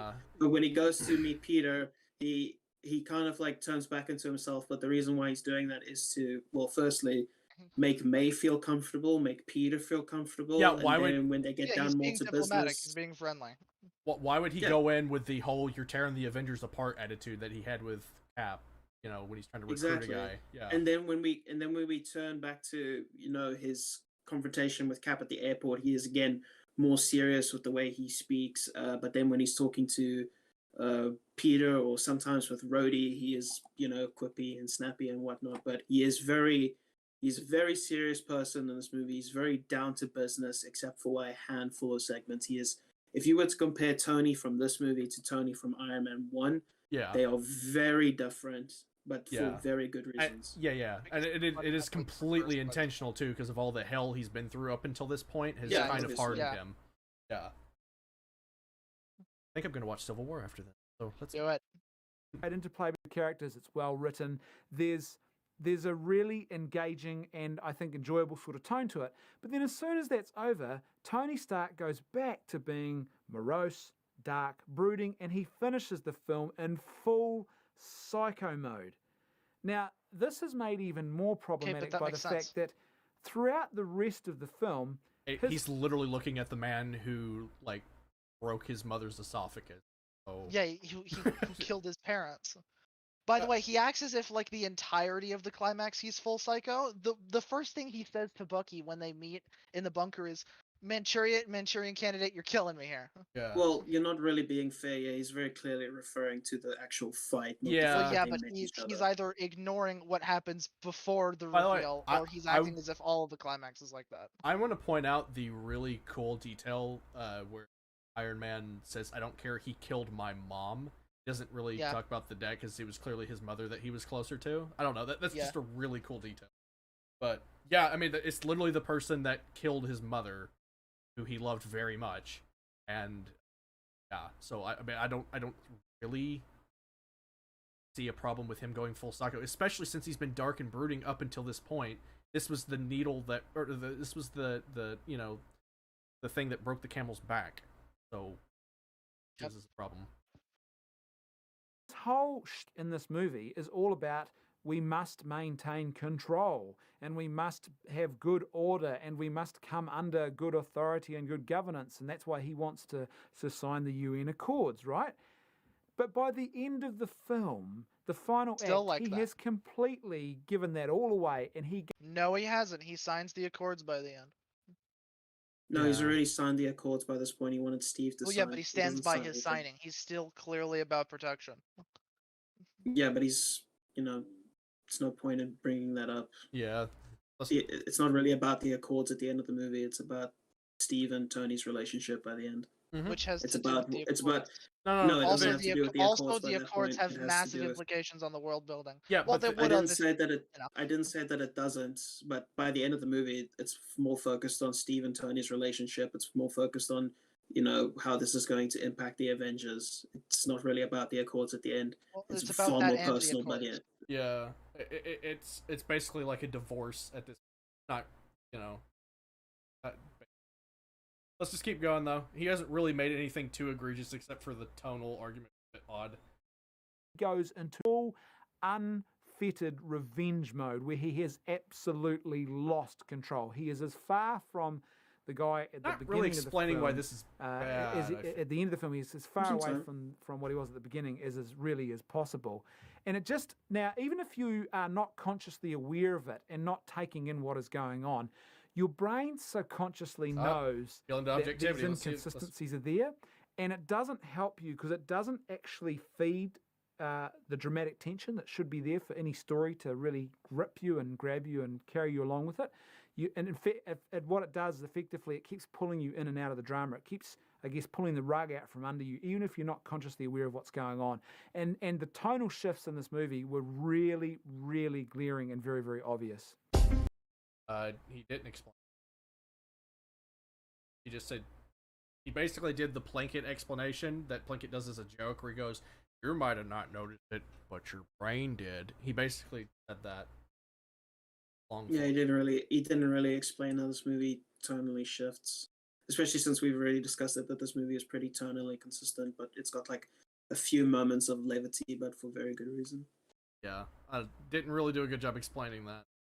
Yeah.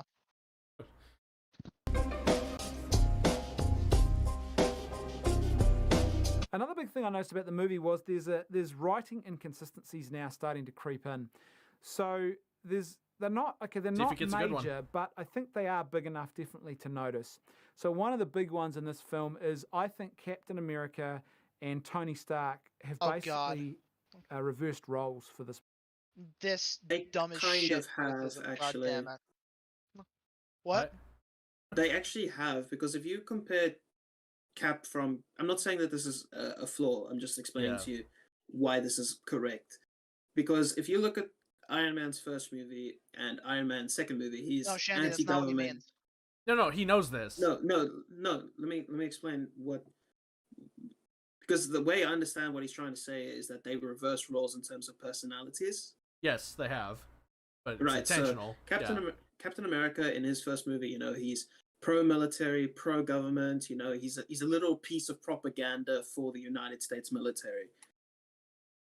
And then Iron Man is anti-government. He's pro-individual. He's pro himself. He doesn't do stuff at the whim of the government. He does it because he wants to and because he thinks it's right.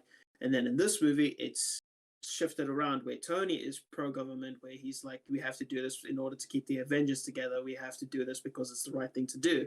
And then Captain America is like, my faith is more in people. Mm-hmm. He's not very pro-government. He goes against the Accords because he doesn't think it's the right thing to do. He sticks to his guns. He sticks to his gut. So in that sense, they have actually switched roles or switched. Yeah. I wouldn't really go as far as to say personalities, because I think personality-wise, they are very consistent with how they're depicted in the first movies. It's just that they've gone through several changes as the MCU has progressed. So their changes actually do make sense. But if you want to make the role argument, then yes, their roles have been switched. But it's not a bad thing. I think we should let it play more, because I assume his criticism is going to be that they should be flipped in the movie. Movie. If you think about the Avengers and what we know about the Marvel Cinematic Universe, of all of the Avengers we've been presented so far in the Marvel Cinematic Universe, the one character who is probably least likely to obey the rules and to submit himself to government oversight is who? Tony Stark. He is the one character that is most likely. In fact, in Avengers Age of Ultron, he's the guy who's basically breaking the rules, acting as a lone wolf, and his actions create a massive problem for the Avengers, right? Which is he's the guy who is a Sokovia isn't caused by him breaking the rules. It's him trying to enforce rules. It's him creating. No. Ultron When he means breaking the rules, force. no. He means breaking the rules by he's doing all this stuff without the permission of the government. Well, yeah, but all the other Avengers, he's doing this in secret with Banner. None of the other Avengers knew about the Ultron stuff. Yeah. Well, here's the thing. Okay, but this doesn't help his point because he's not going against the government for that. If anything, he's helping them. Or no. Wait. But he's not doing it with their permission. Well, if you're creating a almost super weapon without the government's consent or knowledge, you are kind of going against the government. Yeah. Okay, but it's not necessarily wrong. He's trying to help them. I don't think this really matters. Anti-government. I think the point is that he said that. Okay, he brought up that it caused problems. This is precisely why, he's going to the government for help because he feels like he's caused enough trouble. You know, type thing. Am I wrong in that interpretation? That's what I'm pretty sure that's what the point. Well, yeah, the whole Ultron thing is part of his arc and part of Civil War. Yeah, in Civil You're not War. wrong on that, but what he's using it towards is wrong. Wait, no. Yeah, okay. What he's saying so far is correct, but not his final goal of this means it's bad isn't what I'm trying to get at.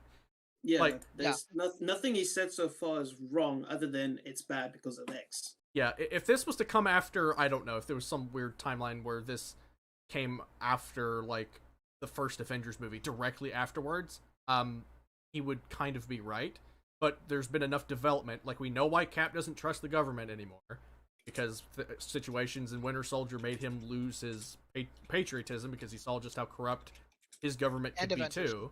Yeah, and the Avengers, after seeing all the things that the government was doing with the Tesseract. And then you have Iron Man, who's gone through so much trying to keep things together himself and keep control that he's lost control. And his PTSD has caused him to become about protection. Yeah.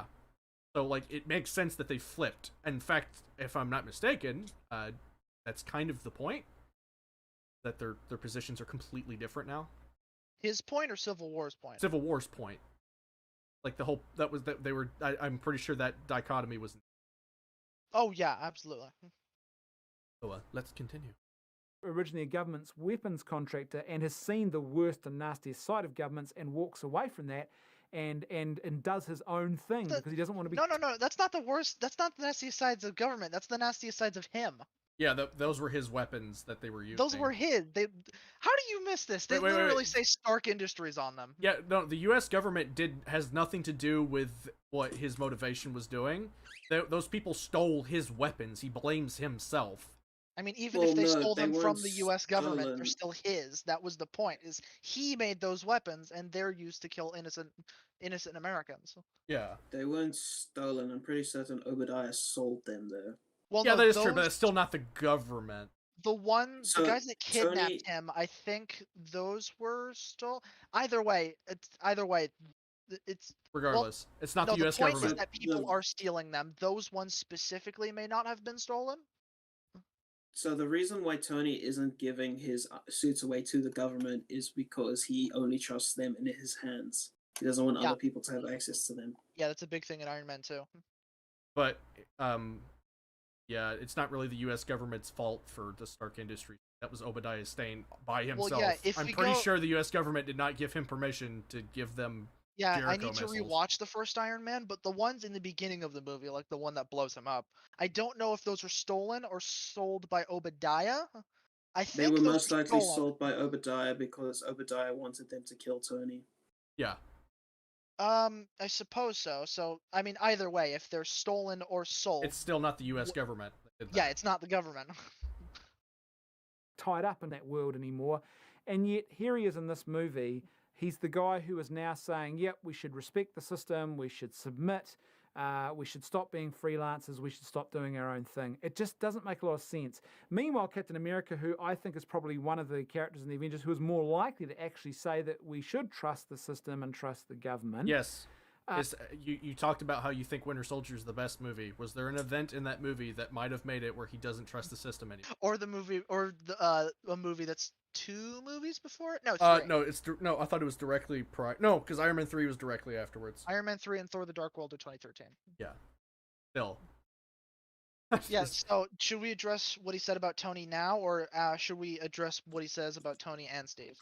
I guess we can address them both. Yeah, okay, we'll just wait until he's done talking about Steve, and then we can address both. Is the one guy saying, no, we shouldn't. And so there's this major shift in these characters, as they have already been established previously in the Marvel Cinematic Universe, that kind of is quite jarring when you get to this movie. The other thing as well is things like Vision. Well, he's going on to Vision, so let's just go ahead. So let's, yeah, you clearly didn't pay attention to these characters.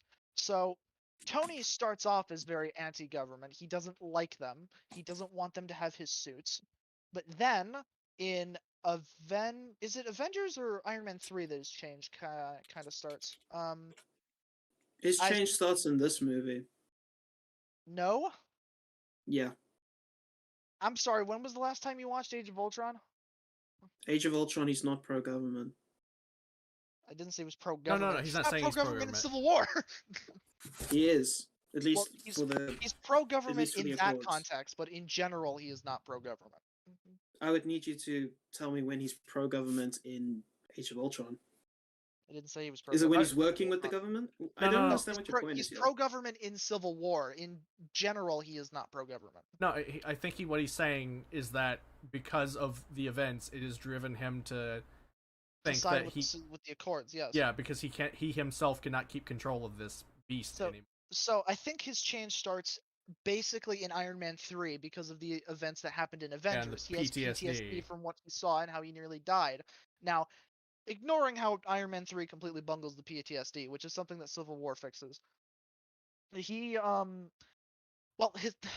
doesn't really make a lot of sense in Iron Man 3 because he's all about protection a lot of the film, and then he blows up all his suits at the end, which again Civil War fixes. So then you go to Age of Ultron, in which he's become more and more paranoid. He creates the Iron Legion, and then to command the Iron Legion, he creates Ultron, because he's increasingly paranoid about what's happening, especially because Wanda did the bullshit, the magic stuff, and made him see a vision of all the Avengers dead. So at this point, he is very proper. And then by the time we get to Civil War, you're cutting out really bad. Hello? Yeah, you were cutting out really bad there. All right, what were you saying? Where did you lose me? The part where you're saying after Wanda made him see the. Yeah, after Wanda made him see a vision of all the Avengers dead, he creates the Iron Legion. Well, no, the Iron Legion was already a thing by this point, I believe, but he goes harder on it and tries to create Ultron. And so, because of what happens with Ultron and how Sokovia is destroyed and loads of people die, well, kind of, because they save everyone in the city for the most part, that leads him to sign with the Accords, especially because of the lady that shows him her kid in Civil War. So he decides to appease the government for as long as possible instead of becoming vigilantes and going against the government. He believes the Avengers need to be held accountable. And then it's especially I believe another reason he mentions is Pepper. He wants to protect Pepper. Yeah. Because the relationship is very much a thing at this point. Captain America's change is more obvious. Iron Man's. Do you guys know what button I need to press to activate my taskbar at the bottom of the screen? I have literally no idea what you're talking about. Depends. So my taskbar is currently deactivated. I can't access any of the icons there. So does anyone know how to activate that again?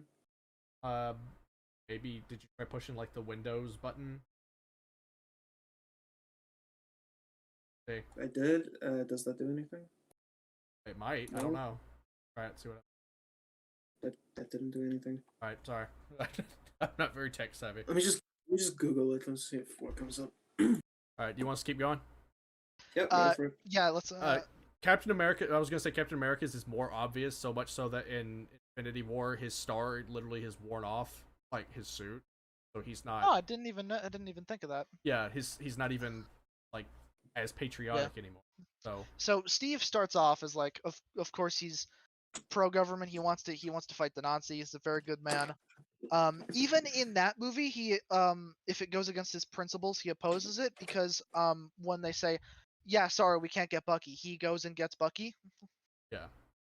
And so you go to Avengers, in which he eventually finds out that S.H.I.E.L.D. is doing shit with the Tesseract, which he knows how that ends. He doesn't want that to happen. So already that's a point against S.H.I.E.L.D. And the American government as a whole. Yes, that is very much a point against them. And Winter so Soldier. you go to Winter Soldier, which he is working with S.H.I.E.L.D., and then he finds out that, the government, including S.H.I.E.L.D., is infiltrated by secret Nazi people, and it's been like that for like decades. And so he... To the point where he literally tells them to destroy it and start over. Yeah. Ignoring how all of that is character assassination. Ignoring how all of this, because I'm about to go over it. He very much realizes that like it's thoroughly corrupted, and he decides no, they can't have the Insight helicarriers, and he decides to crash them. Ignore how dumb it is that he crashes into the fucking Triskelion. And it's you get the point I'm making, right? Yeah, I get it. Because my brain is... He very much is not pro-government anymore, especially after he finds out that the government is completely corrupt. Like, it makes complete sense. Shit. And then by the time you get to Civil War, he has all of that there, and now he sees that the government wants to control the Avengers. And we know that Brandon should know about this because he talked about how good Winter Soldier was. Well, yeah, he somehow missed this despite the fact that he thinks Winter Soldier is the best. Yeah, I don't know. It's a bit odd. In Avengers Ultron, by the end of that movie, Vision is effectively this godlike superhero.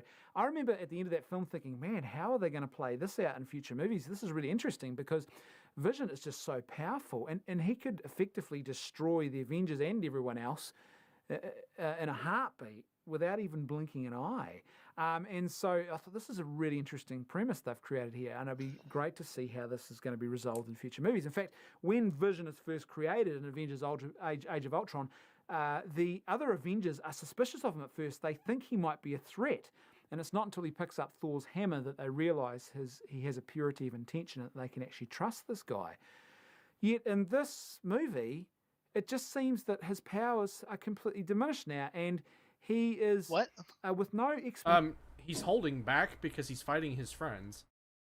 Well, yeah, for one, he doesn't want to kill people. Yeah. Also, we see all of his abilities, don't we? Well, no, we don't see his ability to lock AI out of the internet via magic. He uses intangibility to easily get the advantage over Clint. Remember, he passes right through Ant-Man, who became Giant Man. Yeah, that too. He uses that quite a bit in the fight. He uses his the usage of his laser is what cripples Rhodey, or what causes Rhodey to be crippled. It's not what crippled Rhodey. He's not really holding back, or he's not. Okay, he's not using his powers like as an inconsistency. He's just making sure not to kill people with them. Yeah, because he's not fighting some Joe Blow that wants to blow the planet up. He's fighting his friends. Yeah, he's fighting his friends.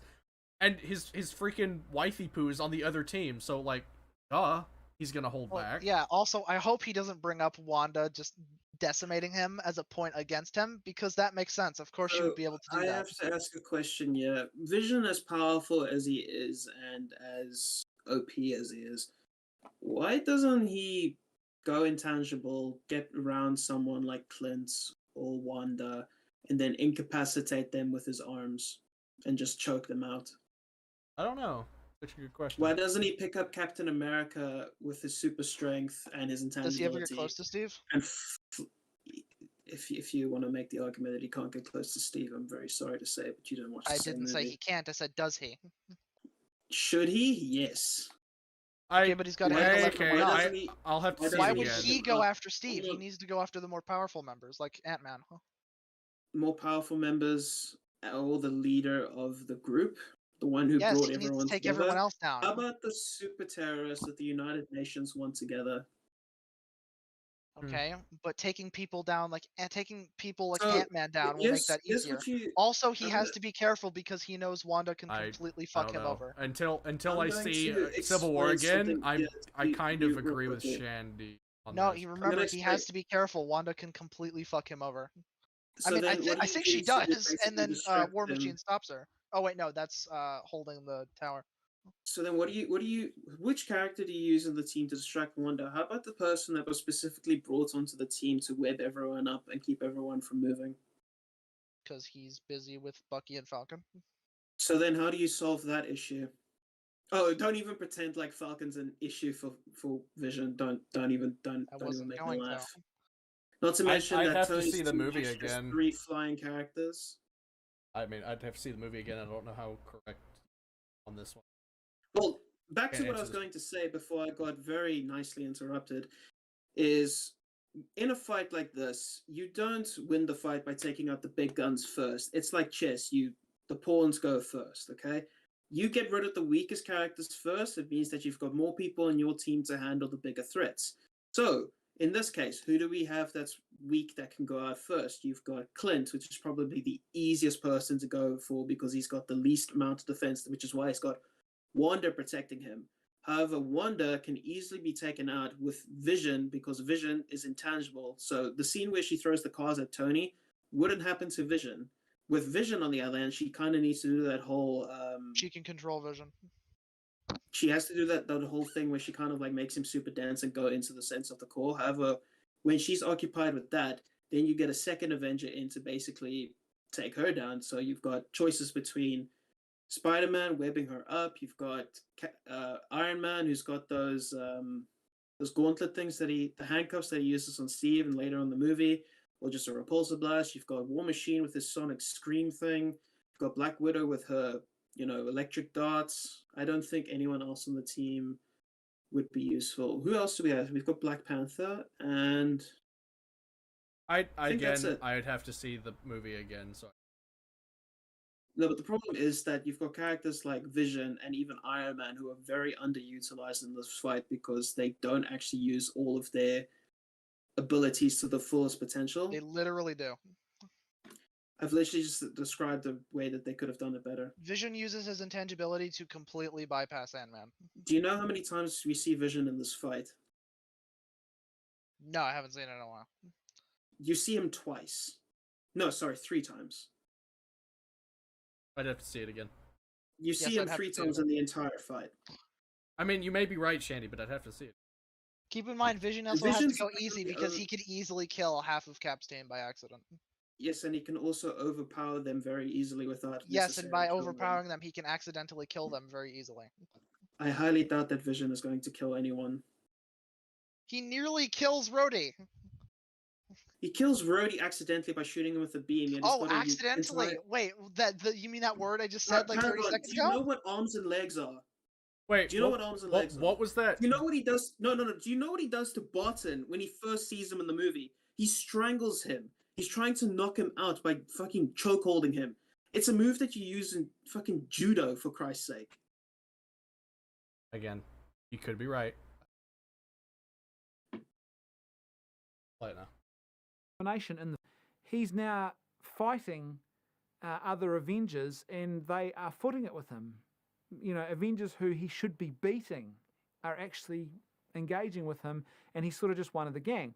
Now, I mean, to be fair, okay, he's half right if what Shandy is saying is right, but here's the problem. The only Avengers he goes head-to-head with usually are, like, people like Wanda that I can recall, right?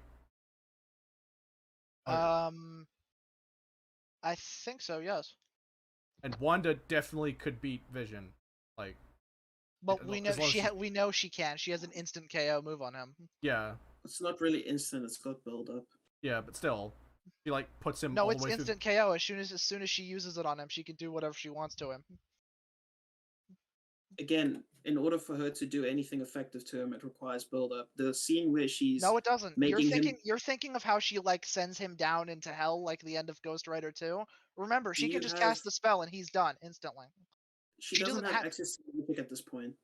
What? Her powers are not magic based at this point. Okay, and What do you mean, okay, and you just said that Well, she can no, they cast a actually spell. no. You're wrong. They are magic. They retcon it in WandaVision so that all of her I power is I magic. don't care about WandaVision. That movie, that series wasn't Well, made then by you this can't guy. mention magic because that's where they I first didn't mention established that it's magic. You magic. You mentioned literally magic. said she didn't have you access said to you magic. did She say can cast spell. a spell. You said spell. What? You said cast a Spells spell. are magic based. You actual Gringotts. What are you on about? Okay, well, if I said spell, I just meant I don't have a better word for what she does to Vision. Use her Okay. powers. Yes, because that's much shorter than spell. I'm gonna push play now. Someone suggested to me maybe, he had set his phases on stun. So in other words, he wasn't going full throttle because he didn't want to harm the Avengers. Well, that should have been written into the movie. If that's what's going on, Sure, and I can understand agree. that's maybe what they're trying to do. But that's poor writing not to have given us some sort of context or subtext or something to actually explain that that's what's going on. But it doesn't happen. Another thing that's like that. Wait, did he just say that they need to explain that Vision doesn't want to kill his friends? I think so, but Are you fucking serious? Maybe explain it better since we're having such a discussion on it like this. Maybe they don't explain it as well as we think it does. That's not really something you need to explain. That's pretty cut and dry. It's like, does he want to kill his friend? No. The extent of his powers as far as what he can do to incapacitate without killing. What I'm talking about. No, his powers are pretty clear. No. What he can do to just incapacitate. They could do something to explain that. We know he can choke old people. Yeah, but we're asking the question, why doesn't he? I'd have to see the movie again. It's kind of like, I don't want this to be like a tentacle blade type moment. Like, I don't know, like in the Raid 2, why doesn't the guy pull out his knife earlier? Well, he's got a pre-established character that he likes roughing people up, and he's cocky, and he already beat this guy once in a fight, and so he's gonna like, I'll just do this again. And then when he starts getting beat up really bad, then he pulls out the knife, which is also consistent with it, but different. So I don't know if it's one of those situations where there's an explanation for it and we might be missing it, or maybe there is someone keeping Vision busy long enough that he can't do these things, because honestly, I don't know, Vision might be a priority target. He is the most powerful one. Yeah, he is incredibly powerful. So, I don't know. So, Problem is, no one on their team except Wanda can handle him, but there's like 4 people on Tony's team who can handle Wanda. that is true. Well, yeah, but they don't need to take Vision down. They can just distract him long enough. Mm-hmm. The problem is that none of Captain America's team should be able to win this fight. Not if everyone on Iron Man's team are using their abilities to their fullest functionality. Well, they can't, because then they would kill them. Like, Tony can't fire rockets. Do I need to preface this by saying non-lethal? Yeah, probably. Yes, because then that's lowering their ability, because that means Iron Man can't fire rockets at people. Vision can't use his laser. I feel like Black he Widow can't shoot people. should totally incapacitate Wanda, though. What? Wanda should be totally incapacitated. Okay, so here's a question. Why doesn't Rhodey use his sonic cannon at the start of the fight to incapacitate Wanda and Clint at the same time, since they're basically standing next to each other? Why would he use that immediately? That's Why a really wouldn't bad he? idea. It ends the fight. Why wouldn't he? It ends the fight. It does though. not If end he the is- fight. Yes, it does. Completely. If Spider-Man are there, then Okay, yeah, it Spider-Man ends the fight to basically take waves down everyone up. 2 of the 6 members currently Yeah, attacking yes, you. yes, Oh, no, you've just including taken the down the single most powerful strongest person member. on the Yeah, team. yeah. I can't help but agree with Shandy on that one. Okay, let's imagine what happens. He uses it, Cap throws the shield at him, it stops working. There you go. That's his super weapon, immediately wasted. So isn't Iron Man currently fighting Steve at that point? Isn't Black Panther currently fighting Bucky at that point? Isn't Vision currently fighting? I don't know. I need to check. I don't I don't do, know because how people are I occupied. watched the movie literally last week twice. Okay. I know who fights each other. It could be a tentacle blade, like very much so. It's that airplane fight has a lot of tentacle blades. The biggest one being Vision, because Vision, even if he doesn't use his laser, is still far too powerful to be, ignored. Mm-hmm.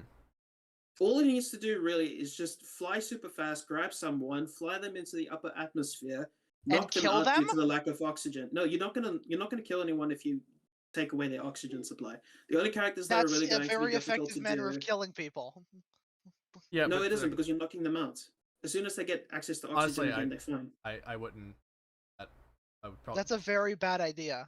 I don't know. I don't know. By the way, remember if he does that, if he drops them, they die, and he can't pull them up super fast because then they Why get would he whiplash and they drop die. them? Yep. No. Why would he drop them? Wouldn't the inertia of that kill them though? Yes, if he flies up super fast, they'll die. Yeah. Considering the amounts of bullcrap that we've seen people surviving in these movies, I highly doubt that would kill anyone. Okay. Yeah, but with like, It literally almost kills Rhodey. I don't know. Rhodey gets killed with a laser that sends him plummeting to the ground. You're Yeah, assuming Vision's going the to drop sudden people. stop at the end almost kills him. If he yanks, Please, can you explain to me in your line of reasoning why you think Vision would drop people from the No, outer okay, atmosphere? let's get rid of the drop argument, okay? How about just yanking someone up that fast? That would, like... Yes. Okay, so why not just do it super slowly then?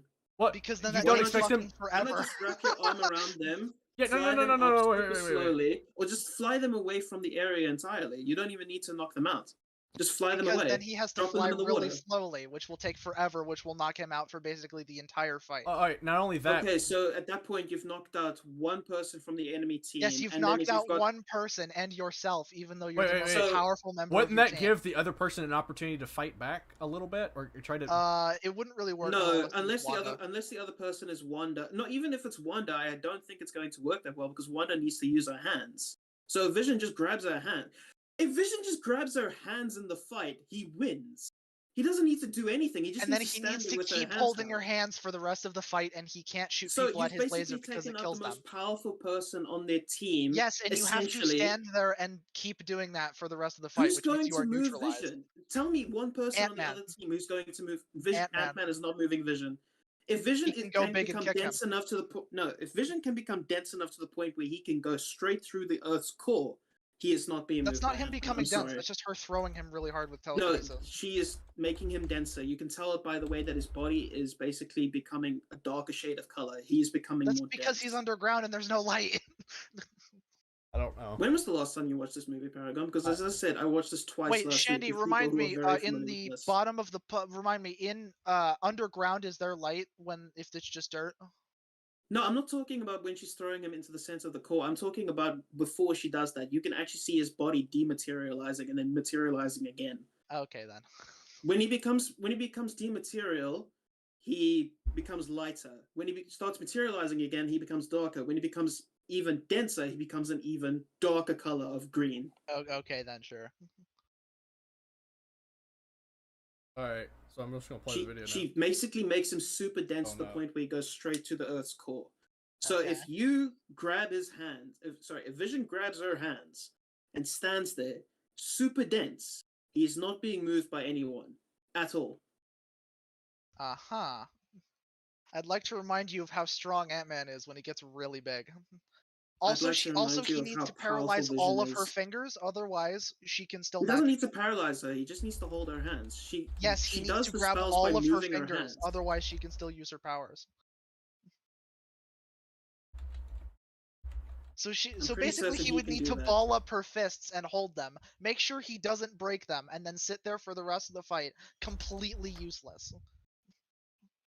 He's not completely useless if the task Yes, that he he's can. got there He is- can't. That means he can't chokehold people, and his only other powers are intangibility, which So would let Wanda you- go, and you the have laser, which kills single-handedly people. taken out the powerful person on the enemy team, and yet the people you have on your team are strong enough to the point that they can take out each other person. On Spider-Man almost takes out 2 people by himself. Yeah, and Falcon takes him down with a drone. Falcon takes him down with a drone, but they are still tied I'd like down. to. If Do I Spider-Man need had to remind you backup, how he would've been strong fine. Bucky's arm is? Do I need to remind you how strong Spider-Man is? He caught that shit without difficulty. So what happens Yes. when he has backup? Well, I'm sorry, considering how there's no way Spider-Man you're is winning this incredibly argument because there's no ways that I'd like to remind Captain you how America's team inexperienced is Spider-Man losing is, this. and he can be taken out very easily because he's Captain very. By America what? literally beat By him what? one-on-one. I mean, yeah, he did. Captain America beats him one-on-one. So then what happens when Captain America needs to fight Iron Man or War Machine? Since none of them need to now worry about Wanda. Uh-huh. So you see, the problem with Spider-Man is that his ability is to web people, but which a lot of Yeah, his his team power is members to can web people. circumvent. His power is to have super strength, super durability. His power is to be super flexible. His power is to literally stick to walls. He can literally... How is stick wall to the climbing going to ceiling. help here? Oh, do you want to know? How about I reference a video game? Why doesn't he stick to the ceiling, web grab someone, and then pull them up towards the ceiling and then web them there? How's Because anyone that's going a to grab really them? shit idea. How's that By shit? the way, he's incredibly Explain to me. inexperienced. You need to remember that. He has no idea what he's doing. His entire job there is to literally web people up. He knows how to Yes, do and that's that. what he does that tries to do, successfully but they multiple circumvent times. that. He does it very well, but then they circumvent that. What? I circumvent that. think here. Let me... No, because if he just keeps webbing them up, they're done. Yeah, if he keeps doing it, but why would he do Yes, that when if he's he got other keeps team webbing members them, to handle? they're done. Remember, he hits Falcon once, and then he hits him again, and then he hits Bucky, and then he's like, "Okay, sorry, I gotta go," and then he's about to leave when he gets taken down. I think everyone's agreeing that bit of a I don't know. I'm not sure. There's a lot of limitations he has to deal with. And not to mention, there's 2 tentacle blades. There's Vision himself being a literal tentacle blade, and then Yes, I know Vision's a little tentacle blade. You have no idea to the extent of his abilities. yeah, and then you have, of course, War Machine. I'll actually has a name you. tentacle blade. I'll name you all the tentacle blades on Tony's team that are extremely OP if they're utilized correctly. Vision, War Machine, Captain America. Not Captain America. Iron Man, Spider-Man. The only two. How is Tony a tentacle blade? He can't use most of his weapons. wait. Oh, I got reckon? you. I got you nuts. You reckon? Yeah, go ahead. The only two on Tony's team who aren't really tentacle blades are Black Panther and Black Widow because they lack the most mobility out of anyone on the team. Black Panther is fairly powerful because of his suit, and he's got super soldier serum in him, so he's pretty difficult to fight. If he's 1v1ing Bucky, then Bucky obviously needs help from Captain America or No, Falcon. he doesn't. Bucky could Bucky could kick. I mean, he does kick T'Challa's ass. He did it earlier in the film. Not in this fight. Not in the airport fight.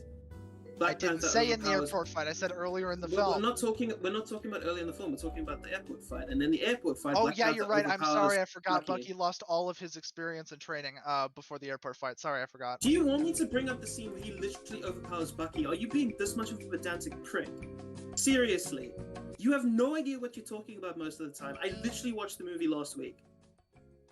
Okay, so remind me. Do you want me to do it? When Bucky is brainwashed and breaks out, and he fights T'Challa. Southpaw's coming. Oh no. Hello. So I don't think we really need to have this conversation. I've got my elevator music going. This has been going on for a while. There's been a pretty big heated debate about Vision. You need your context first. Right. Okay. So what's going on here? What's your opinion on Vision in the airport scene? If he was utilized earlier, then he is able to incapacitate pretty much all of Team Cap by himself. What is your opinion on Spider-Man in the airport scene? If he uses his webbing more often, then I mean the fight's basically over. I'd have to re-watch it just check, because I believe he's directed to he's directed to like web him up, right? Yeah. Yes. And then Yes, he's directed to web them up. he goes over to Bucky and Falcon. And Yes, because they're inside the airport. They need to separate them up. But then when they all brought together in the final fight sequence, what do you think Spider-Man should be doing there? webbing them up, because that's what Does he he's need to? Does he been need? brought here Does he need to close the distance to do that? No, he does not have to do that. No. Well, he can't close the distance because he has. What super is your strength, and if he opinion punches somebody, on- might kill them. What is your opinion on War Machine using his sonic weapon? That is a complete tentacle blade. Definitely a tentacle blade. What is your opinion on Tony using his those handcuffs of his that he uses on Cap in the final fight? And we know this is the exact same armor because it's got the exact same damage from the airport fight. Tentacle blade. Right. Well, you see, the problem with those Who's the most handcuffs is he powerful has person one on- round and then they break them and they're done. Like Who's the Steve most literally powerful does person when he gets on put on. Captain America's team. Oh, okay, so use the handcuffs on Hawkeye. What's Hawkeye gonna do to them? Hey, Cap, can Good you break these question. handcuffs? I don't Cap's Well, busy they're fighting occupying- Iron Man or Spider-Man And or Black Panther. Black Panther or Vision or Hey, Bucky, War can you break Machine. these handcuffs? Hey, anyone that has Bucky's busy strong fighting things, break these Spider-Man handcuffs? or Black Panther Okay, but or what about War when they take Machine. him down? Because they What about when do. who takes him down? Falcon, Who does Falcon take down? Peter. Falcon does not take Peter down. Yeah, he does. He literally The does. drone. Red Wing. No, not in the second segment of the fight. Oh, when they're okay, the fighting second each other. segment of the fight. The person that Captain America's fighting is Spider-Man, and Captain America takes out Spider-Man, not completely, but does like neutralize him for a little bit, and that's when Ant-Man gets big.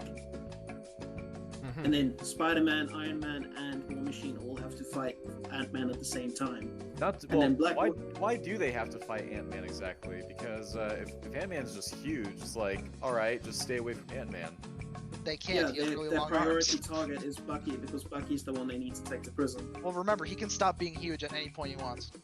But still. But they No, don't he pass doesn't. out. There's nothing in that movie that establishes he can stop being. I'm sorry, did you watch Ant-Man? Wait. The big thing. Isn't the big thing kind of a tentacle blade? What big thing? Him No, becoming it has a lot giant. of- Is that a it has tentacle lot of blade? drawbacks.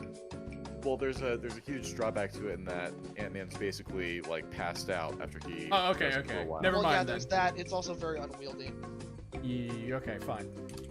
That's why That he has was to not- Ant-Man literally do all of them. almost passes out when he stops being big. He literally says the first time he tried doing it, he almost Yeah, swore you're himself right. in You're right. half. I remember that line dialogue now. I don't know. I forgot. Oh, go ahead. So, is there anything else Vision related or? I'd like to bring up something that I brought up earlier to you, Southpaw. What happens if Vision decides to go intangible, fly through the floor, fly up behind Wanda, grab her hands, and just hold her still for the rest of the fight, and then make himself super dense so that no one can move him? Well, you see, in his fight with Hawkeye, Vision has Hawkeye in a rear naked choke, and almost successfully like incapacitates Hawkeye. The only thing that stops Hawkeye from basically going unconscious is Wanda steps in. Yeah, but like even then, Hawkeye like kind of falls to the ground. Like he was almost unconscious basically, because getting caught in a rear naked choke for an extensive period of time, you're gonna lose consciousness Also, fairly quickly. By a robot. Yeah, because you're into mixed martial arts, right? And that's just the basic Krav judo Maga. move. Yeah, you're into Krav Yeah, Maga, but what- I'm thinking what- of is judo. So the idea is, like, try to imagine, if you will, like you sort of practice it with your hands. Basically, your right arm goes around your opponent's neck. You're behind your opponent, and the crook of your elbow, right, where your arm bends, that's where your opponent's windpipe is supposed to be. Basically, you are then closing your arm, so your forearm and your bicep are both applying intense pressure to each of the carotid arteries on each side of your opponent's neck, right? Not both, but like the carotid artery on each side of your opponent's neck.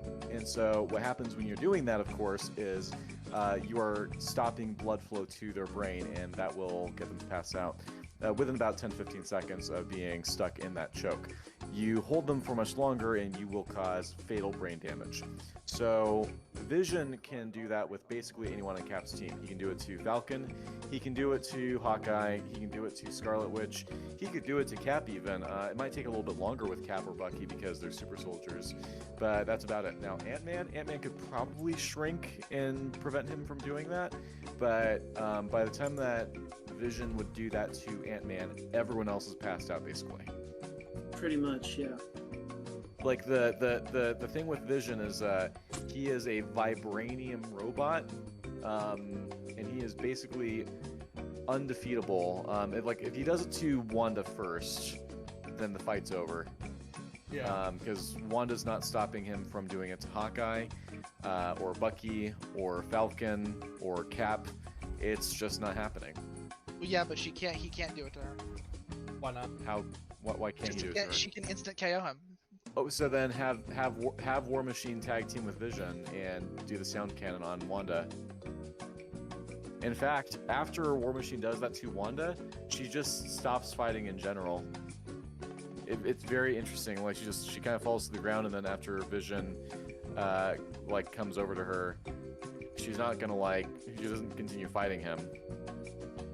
These are all points that It's I brought up basically over at before. that point. Like the only people they would need to worry about is Steve and Bucky. Like like the fight is basically over at that point. Yeah, but the fight still could have ended the whole time. Like, these are just two tentacle blades that instant KO the fight. Oh, Like- by the way, Shandy, you shouldn't have mentioned the scene where Clint got Wanda. Because you just reminded me of something. What about it? The arrows. Yeah. So Hawkeye If he has takes, to. if Arrows he hold takes him down for Wanda, literally if he 2 takes down seconds. Wanda, he can. If he takes down Wanda, Clint can hit him with the Tism arrows. So Okay, Clint so is then going to just be- get someone Clint to is going break to his be- bow. Well, first off, Clint is occupied during the entire fight. So if Clint is occupied while Vision is rear naked choking Wanda, then that's not going to happen. It can, because remember, he can fire off an arrow very quickly. He can go, oh shit, and then he looses the arrow and it's done. Okay, and so how long do you think it's Arrows going to are really hold fast. Vision? How long? What? How long is that going to hold Vision? Actually, that would be a horrible idea because if you're causing Vision's muscles to contract the same way in that scene while he's holding Wanda, he could actually he could actually cause kill her. He goes intangible damage to during Wanda. No. He doesn't go intangible during that. He If- actually goes normal. translucent. Hey, if he's gonna shoot Wanda while he's got Wanda, or not Wanda, but shoot Vision while he's got Wanda in some sort of choke, what if he seizes up and like breaks her neck? Not even that. If you're using that we scene know he goes while he's limp holding does Wanda, that. he's He going goes to limp. electrocute Wanda too. So that's not going to help. I don't think that's what that arrow does. What do you think that arrow does? That's how electricity works, though. Is that it's Oh gonna wait, go so through both of electricity them? can stun Vision. Yeah, Congratulations. no. It'll stun It'll Wanda stun too, both and the of them. fight is over again. Yeah, because again, Wanda's their heavy hitter. All right, I'm gonna put it so this way. If Civil War, right? If both sides are like, if this is a chessboard we're looking at, Wanda is the pro cap queen. All right, Yes. she is the almighty one on Cap's team. You get rid of her, you basically win the game. Yeah. Yes. But here's the thing with the whole electrical thing that you brought up. If he does that, Wanda and Vision being in an embrace at that moment would make them a complete circuit, and both of them would be affected. So like, No, it wouldn't. What? no. That's how electricity works, though. I don't think. Why This do you is assume like there's not no very electricity? effective What the on fuck? Spider-Man. No, it totally is, though. How do you know? How do you not know? Like, seriously, like it doesn't. It acts Because normal exactly like electricity. doesn't stun invincible vibranium robots. Well, then what's Except the arrow in going? the scene that you used as a reference where it Yeah. does. But what's the arrow going to do to Vision then? Like, Stun him. okay, but is it going to? Since he's made out of metal, right? He's basically like a giant lightning rod holding Wanda. Why do you assume it's the metal? I assumed it was the Mind Stone it was fucking with. I have no idea. Like, okay. Listen, it's still going to shock her though, or make him contract or something. That's a really risky He move doesn't to contract, take. he goes limp when he does What, that. okay. Do we have any evidence that shows that the lightning would not actually shock anything else around them, especially something he's holding? Oh, we don't know that it's lightning, it just looks like it. Yeah, but it acts exactly like it too. So I have to assume that it doesn't. has the same... No, okay, it's like the train in Spider-Man 2. We have to assume that it's supposed to be using the rules of a train, which is why when Doc Ock rips a lever out and it speeds up, that doesn't make I mean, any if you sense assume because that there's it's no... normal lightning, then that fucks the movie more. Exactly. What? No, that if it acts anything like normal electricity, right? Exciting Why do you assume it's electricity? because the way it sparks and stuff, it's exciting electrons and getting them to vibrate. Like Oh, that's, so it's fire electricity? no, fire is something completely different. Look. All right. So again, back to my Spider-Man 2 point, we have to assume, because we're not told otherwise, that the train in that scene is a normal subway train. And normal subway Okay, but trains. it's not an Wait. equivalent Let situation, me because finish. that looks like a subway in real life because it probably is a real subway. What about the lightning? Whereas this is a bullshit science fiction arrow that stuns a bullshit science fiction robot. Like, the only commonality it well- has in real life is that it's an arrow. No. The only But the other commonality thing it has is the electricity as well. Well, the other thing is that it only stuns Vision for like 20 seconds too. Which is a long like time to get rid of Vision. Not even- Wait, to get rid of Vision? How do you think they're going to get rid of Vision? With the arrow.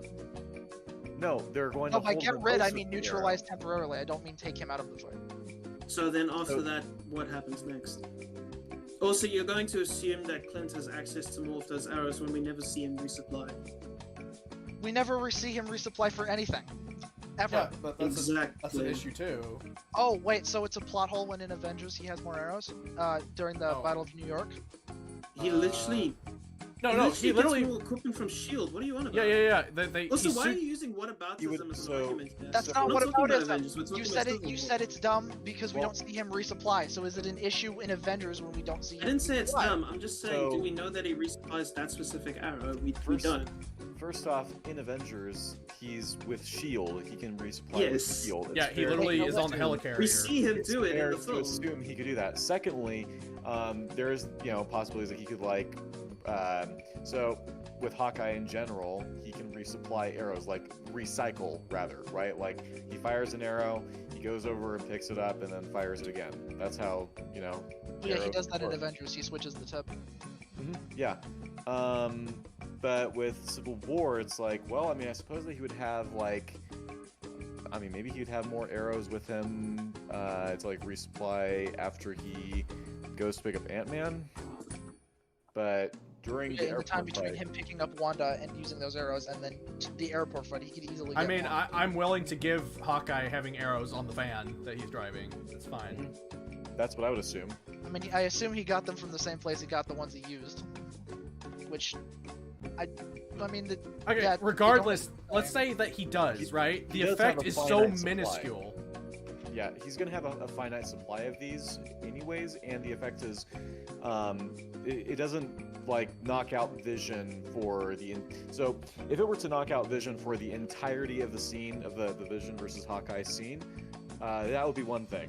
Like if it permanently incapacitated him, and you needed like someone to come over and free Vision from that, it's like, right, those are super powerful arrows.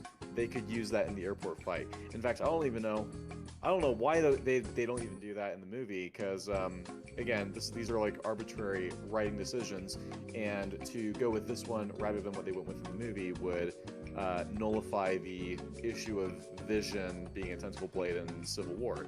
In that, yeah, you could have Vision be there early on in the fight, but then Hawkeye incapacitates him with this electric arrow. Which then only holds him for about 20 seconds, and one is already Well, preoccupied. what I mean is you alter the movie so that the arrow is more effective than it is in the version that we actually got. And you could actually buff Hawkeye quite a bit there. So in there's that tentacle he just blades on took out- both sides now. Well, no, what I'm saying here is let's alter the airport fight a little bit, right? Okay. Let's have Vision show up immediately. Then Hawkeye instantly takes him out with the electricity arrow, and it actually basically disables him for the entire fight. In which case, it's like, okay, so Hawkeye has like a huge utility, rather, right? He's been buffed. Hawkeye is rather useful in this fight, and that use is he just took out Team Iron Man's heaviest hitter, and that's balanced out the dynamics significantly. But the problem is we don't have that in Civil War. What we have is Vision just doesn't show up until about halfway through the fight, and then when he does show up, he clearly is not using his powers in an efficient way whatsoever. Well, yeah, most of his powers he can't use. Yeah, no, just the basic No. ones. Just grabbing a hold of them and choke holding them is easy. And going intangible so that they can't fight back. Well, yeah, he does go intangible. No, not as much as he should. You understand how I just go back how to it. overpowered being able to go intangible is? No, I understand. I actually would have to watch the fight again. I'm not sure. I know that he has to be very careful. He can't use his laser. He has to be very careful with his flying. His intangibility is can- good unless he encounters Wanda, which, he by the way, can he has to use his he has to laser. stay out of most of this fight Well, because he Wanda can KO him instantly. He can use his laser though. No, he can't. Yes, he If can. he shoots someone with it, they die. No, How not did he? necessarily. So what? Okay, He shoots what it out hap- Falcon though. he Well, yeah, first, but but then he he cut off shoots the it wings. exactly. He could do that.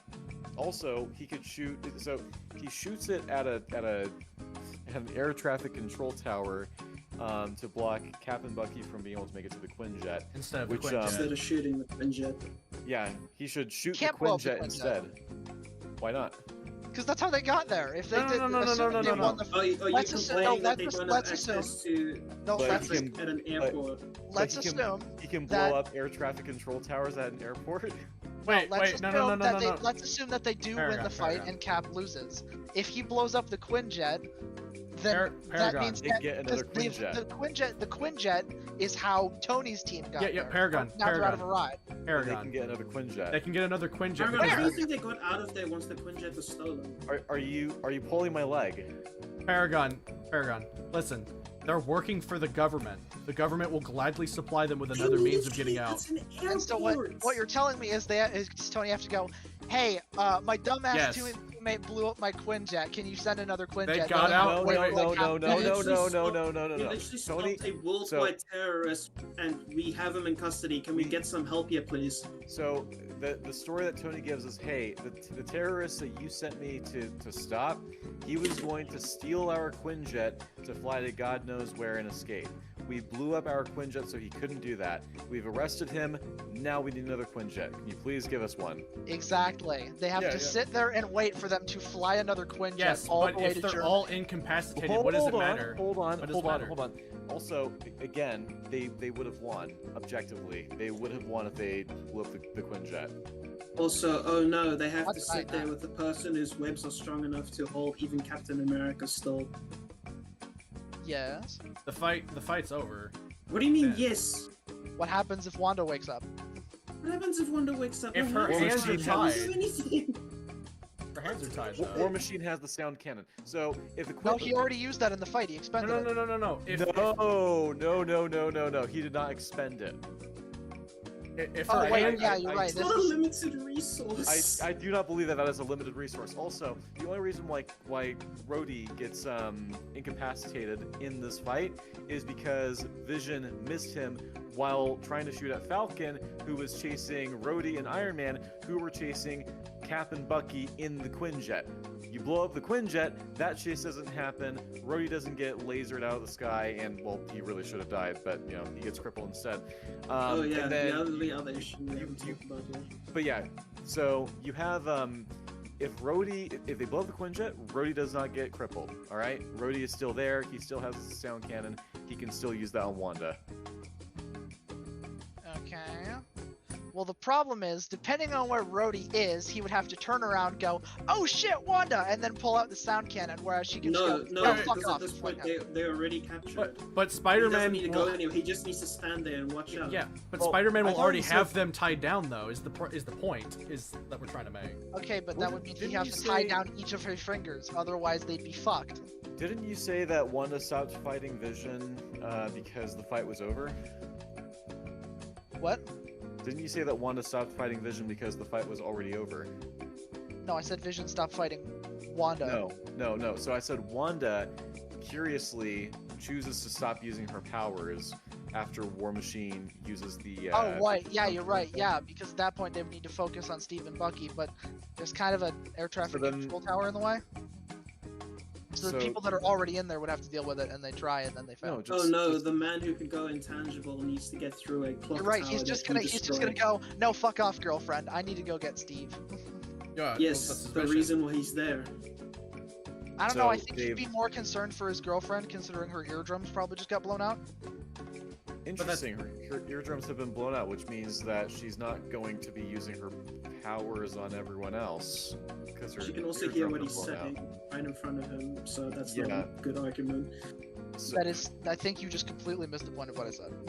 No, I don't think he did. Like, I get No, what my you're. point is that my point is not that her eardrums are dead. It's she's in a lot of pain, and her boyfriend is right there. All right. Please explain to me, why does Vision then decide to fly away from Wanda to go and inspect Falcon and Tony? I suppose that is a good point. Well, that depends. Does he know she's okay by that point? Well, this Does it matter? doesn't matter. This is exactly the point in time we're talking about. It's the same point in time where he goes to get Cap and goes to. Oh, do it all happens this. immediately? Pretty much, right? All right, yeah, I can see it on that. All right. All right. Fine. But What were we talking about again? he was pointing out how Vision, Left Foot Middy's pointing out how Vision was completely dumbed down, and he's actually right. Actually got something right about Civil War. Who's that? I wonder if he has anything else that's correct. what's Left Foot Media been saying about Civil War? He So far he's said the classic criticism, of course, of why are Steve and Tony in the positions? Their positions should be flipped. In terms of like their political quote unquote political stances. Oh well, I don't agree with that. Nope. Well, yeah, anyone His who's biggest issue is that this movie is tonally inconsistent. Well, so does he really think that Captain America would be fighting on the side of the Sokovia Accords? The Sokovia Accords are retarded. Yeah, that's the thing. How are they retarded? Okay, so well. Besides the fact that the Avengers only led to the deaths of less than 300 people, I don't know. You tell me. So then you also okay, that's have... still a lot. Shandy, 300 people is a lot of people to have died. How many people out was of... Captain America? Wait, no, hold on. And turn the elevator music back on. You wanna hate on Captain America: The Winter Soldier? So let's hate on Captain America: The Winter Soldier. How many people would Hydra have killed if Cap wasn't there? Okay, that doesn't excuse the fact that he went. Okay, how many people would the Nobody can Chitauri have this, killed and he if the crashed them Avengers into weren't the there? fucking How many Tricillion. people with Ultron have killed if the Avengers weren't there? Please, come on, tell me, please. I want you to tell me how many people would have died if the Avengers were not there. All right, Shandy, do you think that the movie intentionally? Okay, do you think that Shandy, the movie knows it's retarded? Stop that if the Accords went through, right? So, let me pull up the transcript real quick because I remember there was an exchange that never made sense to me, right? You act as if the Accords would stop them. The UN panel would totally let them stop that. Okay, so 3 days from now, the UN meets in Vienna to ratify the Accords. Talk it over. Natasha says, and if we come to a decision you don't like, Ross says, then you retire. Now, what do you think happens if the Avengers decide, yeah, we don't like this and we're all going to retire? What happens? They wouldn't decide that they would retire. All right, they could easily do it. They would go on strike if they could agree that this is like that these Accords are bullshit. They could absolutely retire. They could absolutely say, all right, we'll see how you guys like it if you don't have any Avengers. Are you saying this whole conflict? Wait. Not do that. The fuck are you talking about? No, Paragon. Wait. Southpaw, are you saying that this whole fight didn't have to happen if they went on strike? It'd have been over. Yes. Okay. Yeah. So what you're telling me is that hypothetically, if Tony didn't have this position, he would go, "No, fuck all of you." No, not Tony. Wait. Tony. He would hang up the Not helmet and Tony. he would not save Not Tony. anyone. Paragon. Not Tony. We didn't say Tony. Southpaw didn't say Tony. No, Tony's Paragon. I did for not the say Accords. Tony. He's probably the most for the Accords besides Rhodey. Okay, We're talking- change it to literally That's it. anyone Alright, against. Paragon. Okay, Steve, do you think Steve would go, "No, fuck you guys, hang up the shield and stop being Captain America"? But he does. You mean like he does at the end of this movie? Yeah. No, he doesn't. He still saves Yes. people. He just doesn't have the shield. Well, the problem is he's not really able to engage in the same kinds of missions that he does, like at the beginning of this movie. So he can't do So between this movie and Infinity War, or Endgame rather, he cannot do what he does in Lagos at the beginning of this film. Okay. All right. So here's the thing. Black Widow even confirms it in Infinity War. We told you guys, stay low, stay out of trouble. Yeah. We're trying to keep this really down low. Yeah. They can't. I think be We have themselves. They're on no the run. idea what Steve was doing between Civil War and Infinity War. I He was think growing a what fantastic beard. Paragon. I think what they're trying to say is that the Avengers know that they are too valuable of an asset, which is also a point made in Winter Fuck the Soldier. Avengers. The UN knows they're too valuable of an Yeah, that's what I'm asset. saying. The UN knows they're too valuable an asset. What are you going to do without the world's Again, superheroes? Less What's than 300 people By the died way, as how a are you result going to of enforce these Avengers. Accords on? How are you going to enforce? Hold on. How are you going to enforce these Accords on Hulk or Thor if they don't like what? Hulk and Thor aren't Oh, around. don't even remind me about the Thor line. I love that line so Hulk much. and Thor aren't around. Exactly. Oh, In fact, so what happens when they come Ross, back? Ross mentions where. Can you tell me where Thor and Banner are right now? Now, Banner, good point. Thor, on the other hand, Rogers saw Thor Bifrost out there at Age of Ultron. He knows that he's off-world, and he just simply doesn't respond. And then Ross says, if I had misplaced 2 30-megaton nukes, there would be consequences. Like, right, so there's a difference between Hulk and Thor and 30-megaton nukes. 30-megaton nukes, sorry. 30-megaton nukes are not people. They are not citizens. They do not have rights. They are not sovereign citizens. Thor and Banner are. They do have rights. They have immense amounts of power that most sovereign citizens do not have. That has literally do, in nothing fact, to have do with rights. the point of his analogy. So, no. I have a question for you. What is the solution then to Cap not knowing where Thor and Banner are? Do you have to put tracking chips in them? What's the solution? How do they keep track of Thor and Banner then? What is the point of Ross bringing that up? Banner they can keep track of. Banner they can keep track of. Thor. How do they keep track of him? Nobody can stop Thor. How do they keep track of Thor? They can't. Hulk. Nobody can. How do they keep track of Hulk? How do they keep track of Banner? Well, Banner, they could just ask, "Hey, Banner, where are you?" And if he doesn't want to tell them, you mean the Banner that was on the run for about 4 years? Banner knows how to stay hidden from the government, so. The other people doesn't know how to get away that's from because he Shield. lost them. They would make sure not to lose him, and if they did, then they would search for him. Yeah, but they've lost him before. Wait a minute. The 4 years. You're talking about when he's reintroduced in Avengers, right? Yes. I'm sorry. How is he brought in again? How is he brought in again? Paragon, did you miss the part where I said besides the fact that Shield kept eyes on him? Oh, so they did know where he was. Yeah, but the Shield isn't the UN. Yeah, the UN's not Shield though. Ross. Okay, General Thunderbolt Ross did not know where to find Hulk at all. He was tracking him with the army for years. No, he wasn't tracking him with the army. The only way they were able to find him is through sightings. Actually, I think Marcus brought this up in the Incredible Hulk discussion. Shield is what helped them find him in the first place. Even fucking better. Is your point that they can't find him without Shield? Yes. Pretty much. Because Shield. Why can't they find? Okay. Do you know? Quick question. Do you know how many people are under the command of the UN? Do I know how many people? Do you know that Shield is part of like a united front, right? It's not just American. Yes. So then, what's your point? Shield. Given how many fucking people are under the jurisdiction of the UN, they won't go, shit, we don't have Shield, we're done. It's just, no, you know that thing Shield did, Given how difficult it was to track Banner in those 4 years, and the fact that Shield had to basically do it themselves, what is your point? Shield is also nowhere near the capability that they were before the Winter Soldier. Well, Shield doesn't exist at this point. Shield does exist. They are just very small. No, they're gone after Winter Soldier. They're rebuilt in. No, they're not. Fury literally gets the helicarriers of the Avengers. Age of Ultron, they're back. That's not Shield though. That's not Shield. He has a helicarrier. Well, it's not Shield unless you count Agents of Shield, in which case, yeah, that's Coulson's. So, all the people that are operating the helicarriers, what organization do you think they are from? Sword. Sword. And so you got these people that were from Shield. We know they were from Shield, and they are working together once again in these helicarriers. How is that not functionally the same thing as Shield? Okay, now that I was gonna say technically that's not what Shield did, but then I realized, wait, no, then it wouldn't be Shield in Far From Home, would it? I don't remember. What did they do with Far From Home?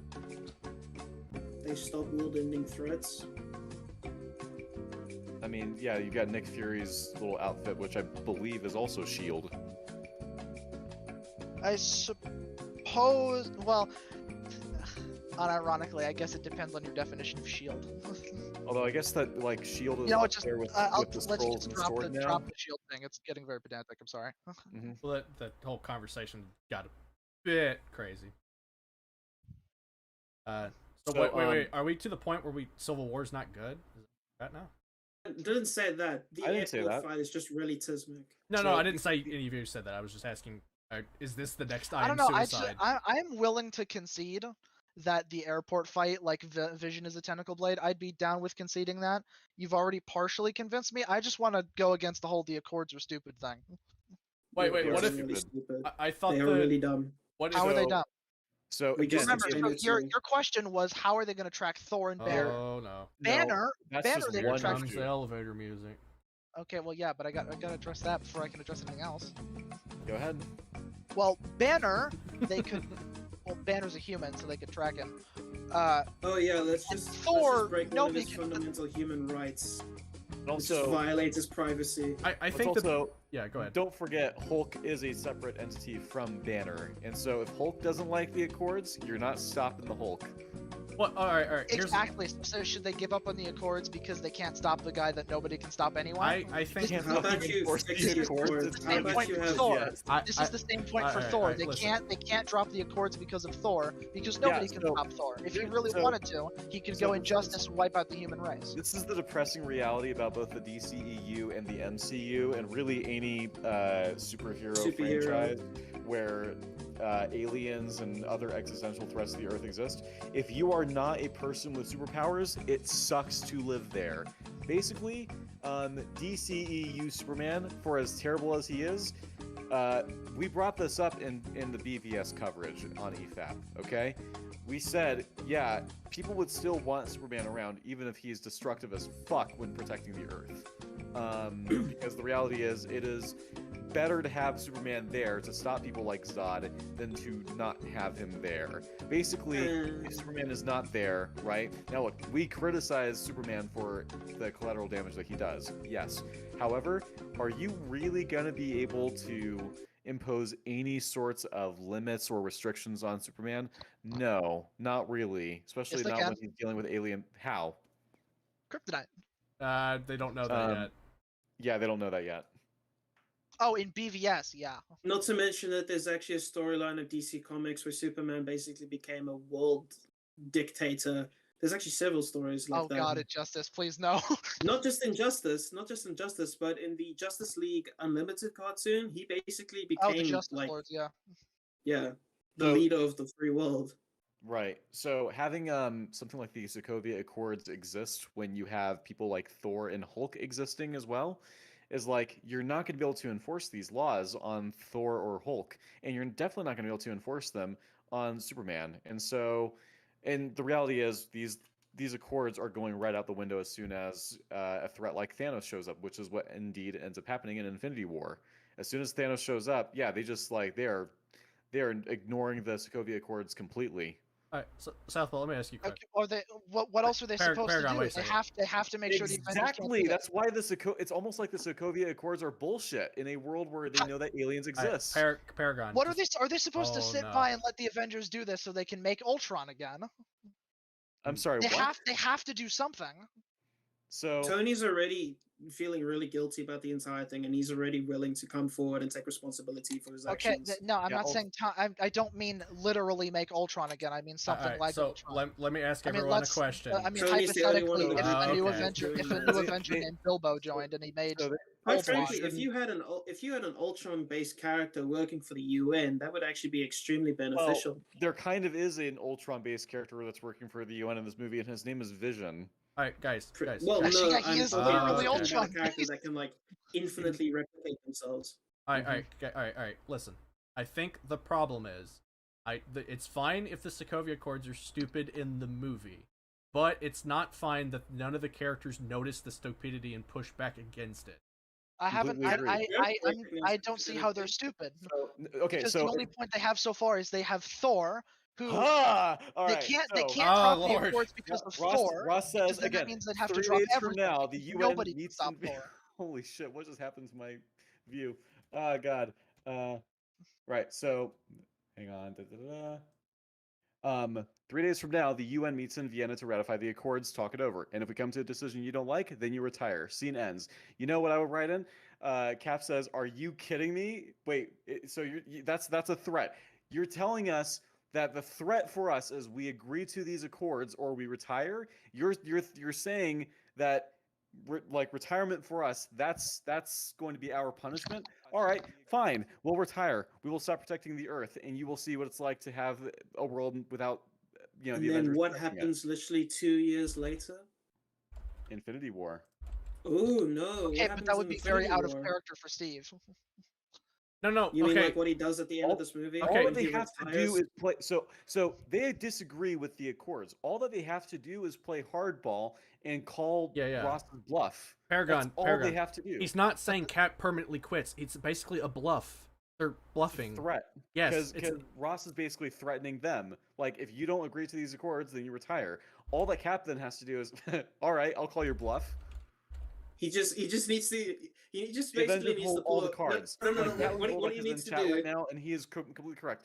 In this world, right? So You do this with something like Spider-Man in the Raimi trilogy. Now, in the Raimi trilogy, it's a little complicated because you do have people like Sandman who are like meta powerful, and Venom as well. Like you've got alien symbiotes there.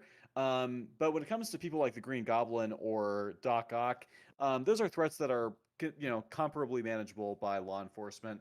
I think that Spider-Man is in the Raimi trilogy is more capable of being restricted by these powers. Although again, it kind of relies on like how in the world do you capture him in the first place and then imprison him, I guess.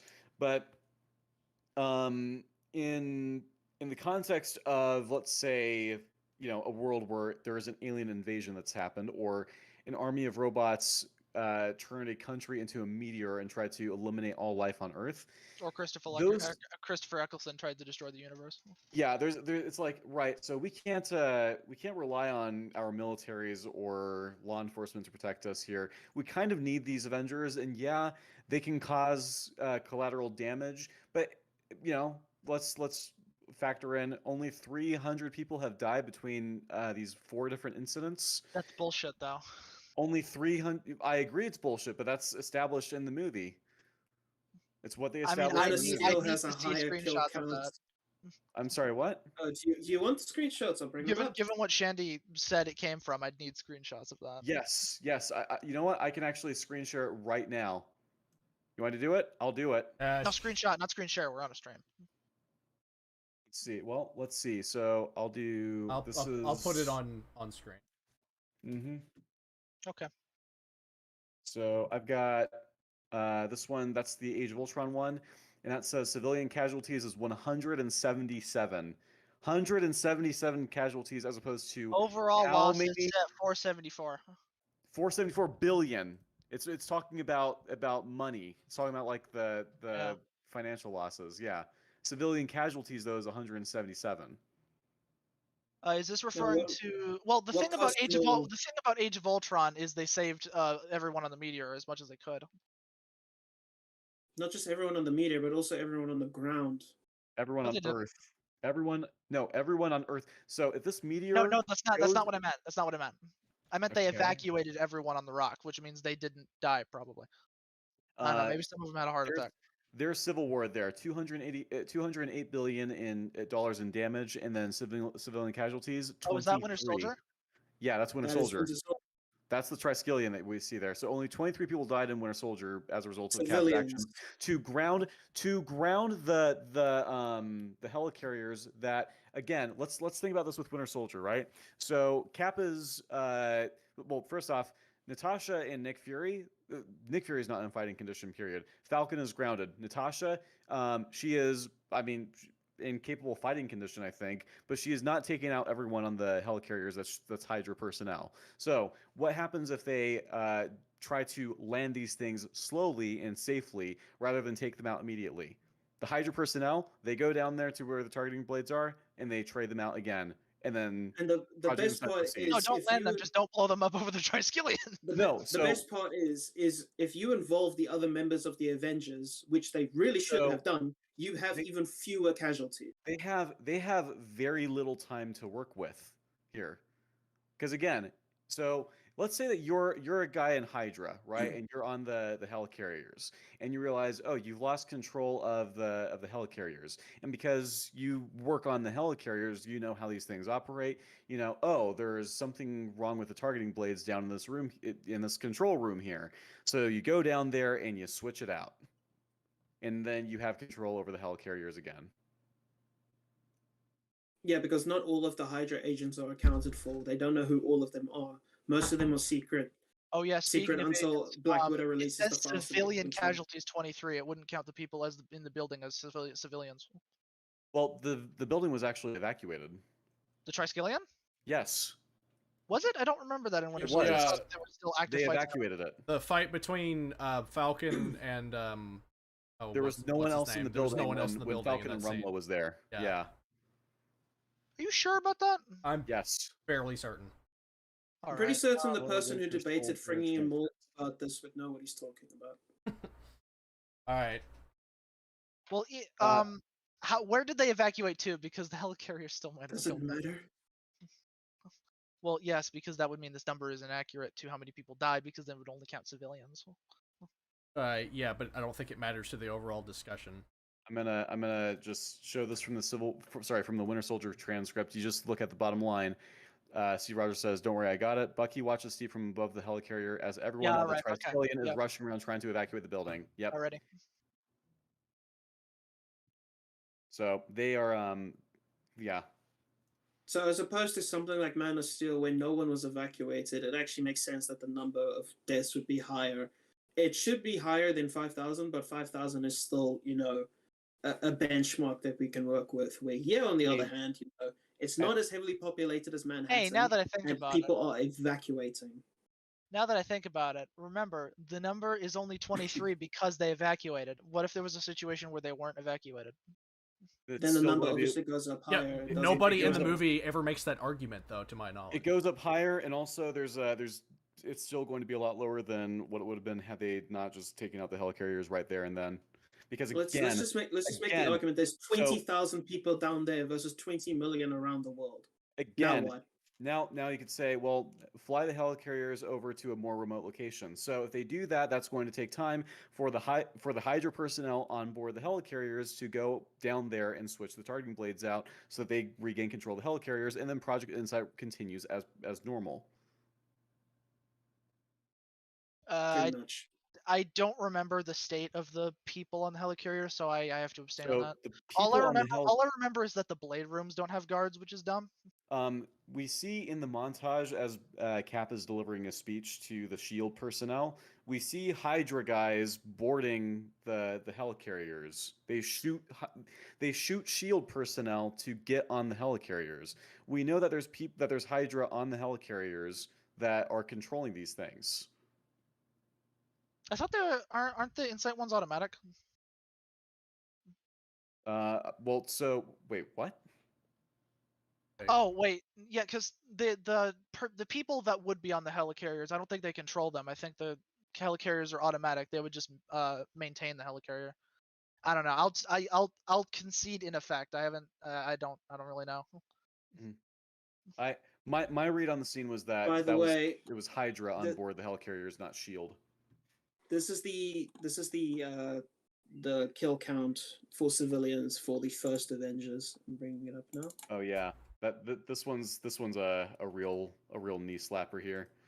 That is 74 out of all the people in New York. That's impossible. Well, that's what the movie establishes, though. Well, I it's suppose not that would really be that impossible because at that point people were already running away. Keep in mind, right? When you're saying that's impossible or that's bullshit, you are still indicting Civil War's writing.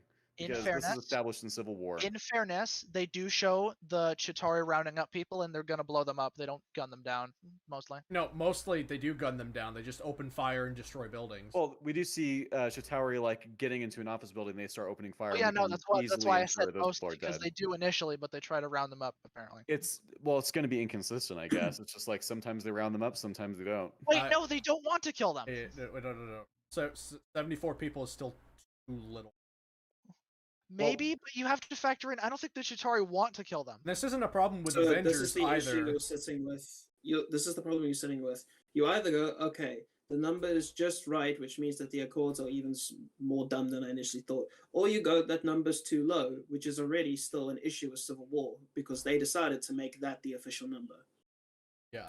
It's still either way, you'll fuck. Okay, the number being low, I would say 74. Like, what if it was more people? I would say 74 would actually be more likely. You're only going off of the number of people that died. Imagine all the property damage. The billions. No. Casualties doesn't mean deaths. Casualties means wounded and dead. You also cannot blame the Avengers for the collateral damage caused by these aliens. Not only it's an alien army. Of course they're going to be causing damage. They would be causing a shitload damage more if the Avengers weren't there to stop them. Okay, but that doesn't solve the problem. What problem? The problem of all the dead people and all the billions of dollars gone. That doesn't solve the problem. Those people would have been dead anyways if the Avengers were not there. Yes, I know, but the problem is people still died in billions of dollars down the drain. How is that the going to do now? Paragon? How is that the Avengers' fault? The Avengers had nothing to do. So I have a question. The Allied forces in World War II, are they responsible for all the buildings that the Nazis blew up while they were fighting the I didn't say Nazis? the Avengers were responsible for it. Yeah, no, they do say they act like the Avengers have some sort of What agency are in this these Sokovia situation. Accords for? Listen, all right, Paragon. It depends. The Battle of New York, a lot of the damage, well, not a lot, some of the damage they are indirectly responsible for. Sokovia, they are directly responsible for. Lagos, they are directly responsible for. Well, if Winter they don't show up in Soldier, Lagos, Rumlow gets a biological weapon and does God knows what with it. So that. Oh, and if Scarlet Witch doesn't do what she does in Lagos, then more people die because we see more people on the ground, and Cap dies too. okay, that doesn't solve the And problem she that she dies blew a because bunch of she's people right up. there. Okay, yeah, but how many more This is- people would have this is the- died, Paragon?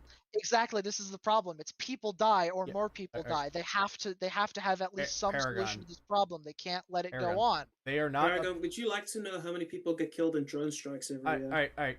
Just wait a second. All right, I don't think the problem. I don't think Shandy and Southpaw have a problem with the Sokovia Accord existing per se. They just have a problem with Cap or no one else calling out the obvious fallacy in the Accord. Yeah, this is pretty much. This is The Last of Us Part 2 all over again, where there is a very obvious argument in favor of Joel having done nothing wrong, and not a single character makes it. But Ross would know he's lying. Okay. Not Ross to would mention. Who's call it lying? How, Alright, how is Paragon. what they're saying a Remember, lie? if we go with They the are saying hypothetical, the if we truth. go with Southpaw's hypothetical, and Steve says, you know what? Okay, well, he's trying, go on he's lying, strike. and he's saying, yeah, we'll go on strike, we'll retire. Ross would know that's bullshit. Woody? Well, what about when Yes, Cap he goes, knows you know Steve what? wouldn't do Look that. at No, Then why because does here's he what even Steve use can that as a do. threat? He can literally just point out the casualties right in front of him because guess what? Ross just provided the evidence for why Yeah. the Avengers are extremely Alright, useful. I got a All he better has to one. Just be do like, is- No, "Am I Ross the only doesn't one in deny this that. room with Ross head doesn't who's deny doing that. it?" The problem is there's still a lot of damage. Guys, you also one thing that kind of aggravates me that they didn't point out how careless Ross is with life and his combat things related to Oh the yeah, Avengers. In I The didn't Incredible even yeah, want Hulk, to get to yeah. that The part problem yet. is Incredible Hulk is of dubious candidacy. Yeah, but here's the thing though, it's still canon, especially since It is Abomination, canon. especially since the How Abomination much isn't of it is canon though? Because No, Paragon. So- It's completely canon because the Abomination is in Shang-Chi now. So like it is now like part of the canon. It's no longer ambiguous. Also, as Cap is being flown to the helicarrier in the Avengers, he is watching footage that is From the the Incredible college scene, yeah. The university. The scene. Incredible Hulk is I have canon. to concede on that because I have And Banner also said the last time he went to New York, he Broke kind of Harlem. broke Harlem. Yep, that's from the Incredible Hulk. Yeah. I have to concede on that because I can't remember to the Incredible Hulk to the point where I genuinely don't know. I if wonder I've how many of your Even- arguments are based on faulty memory today. Even Alright, Shandy, calm down. the Avengers even refers to a deleted scene from the Incredible Hulk in Where he which tries to Banner shoot tries to kill himself. himself. Yeah. Now, interesting. Is it So the same situation? Is it? Does he try to So- kill himself? No, in the it's scene? the directors explicitly said that is exactly Not what they were just referring that, but to. it's also a cutscene in the Incredible Hulk video game. now I think the reason Wait, so what? I'm that confused. well it's So interesting because that So scene in his particular, bullet. Hold on, Southpaw. Sorry, I'm confused. So his bullet. I put a bullet in my mouth and the other guy spit it out. That's a deleted scene from Incredible Hulk. Yes, they were Yes. going to put it in Yes, there, but it and was it's a cutscene in the Incredible Hulk video game. yeah, they Oh, okay. reused it for a video game. and what's Okay. funny is a part of that scene actually shows like this is in a snowy area, and it causes an avalanche that actually uncovers Captain America frozen in the ice. So I'm glad they cut that out. yeah, they cut that out for that reason. So I think that we can safely uncanon that particular detail because they promptly show a different version of it in the first Avenger that they then treat as canon. But yeah. That would be fucking hilarious. If the it was scene- me, I would actually ignore the Incredible Hulk movie if I was going forward because it does cause a lot of problems. Yeah, so Come to think of it, is Ross from Incredible Hulk canon? Yeah, Like is same Ross. here's It's the same amazing guy. thing, right? There is a well line. that depends. The problem with Guys, saying wouldn't it- well it's the same Ross. The problem with this is the nature of comic Well, books. Like I have- it's the I have a same question. Thunderbolt Ross, but is So- it the exact same movie Thunderbolt Ross? Yes, it's the same character, Yes, same it actor is. and everything. Nightbreed. All right. Tony okay, then. Stark is in that movie. Nightbreed, I have a question Okay, for you. I can. Go ahead. that. Shoot. So the scene where the Avengers were Team Cap, they are not standing up for themselves at all as they're being, God, look at this incident where 23 people died. Only 23 people as opposed to the 30 million that would have died. Look at this. Yeah, 177. Yeah, and then I would end it. Right. I would end it with, and need I remind you how careless you were with human life when you fought Banner on a college campus? No. They would. So They would. Nightbreed, wouldn't it suck? Wouldn't it just suck if the scene immediately coming before this had Cap say something like, "This job, we try to save as many people as we can. Sometimes that doesn't mean everybody, but if we can't find a way to live with that the next time, maybe nobody gets saved."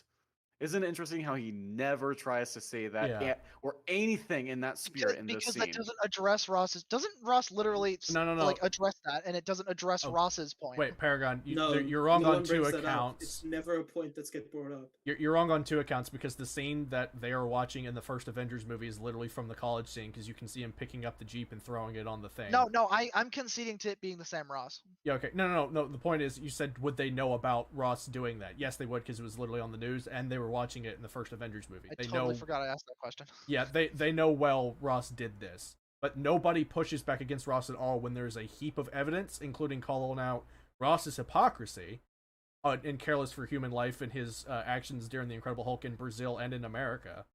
And then I'll concede on them not calling him out, I guess. Yeah. Now, I just want to clarify here. These are criticisms I have of Civil War. That doesn't mean I think that Civil War is bad. I mean, I think that the character stuff is still really good, and the fight choreography in general, especially in that final fight, is really great. And then the stuff with none of this stuff is new criticisms. This has existed since the movie came out. This is stuff that CinemaSins pointed out in their video when they were criticizing this movie. It's not not new stuff to point out just how bad the Accords actually are, how bad the airport fight is. Do you want to know? None of this is new. Well, do you want to know who pointed out the Quinjet thing to me? How it should have ended? Me. No, how it should have ended pointed that out. Yeah, Nazi even pointed it out in chat. How it should have ended brought this up. I didn't even see that. None of these are new points. None of these are new points. Yeah. These have all existed for ages. And they're valid points. It's they are. like, I See, like Civil the thing War is, a lot, people go, but it's CinemaSins. They never make good points. They never have accurate critiques. Broken Clock is right twice a day. If they ever say that, I would advise pointing them to CinemaSins Age of Extinction 2-parter. Yeah. I wonder if there might be a single rat-loving bastard who made that point. Here's the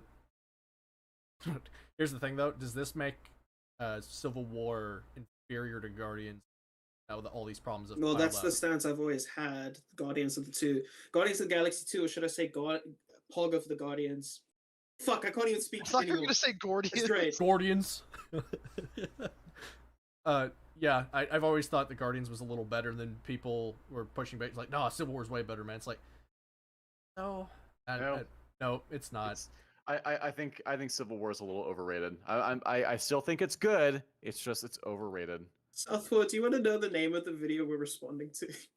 Why Civil War is not a great movie? Yeah. I thought it was why it's overrated or some shit. What's funny is he's actually made some decent points, but some of them are like weird, and it's like no. We're only 16 minutes into the video, by the way. He was right about Vision. I'll give him that.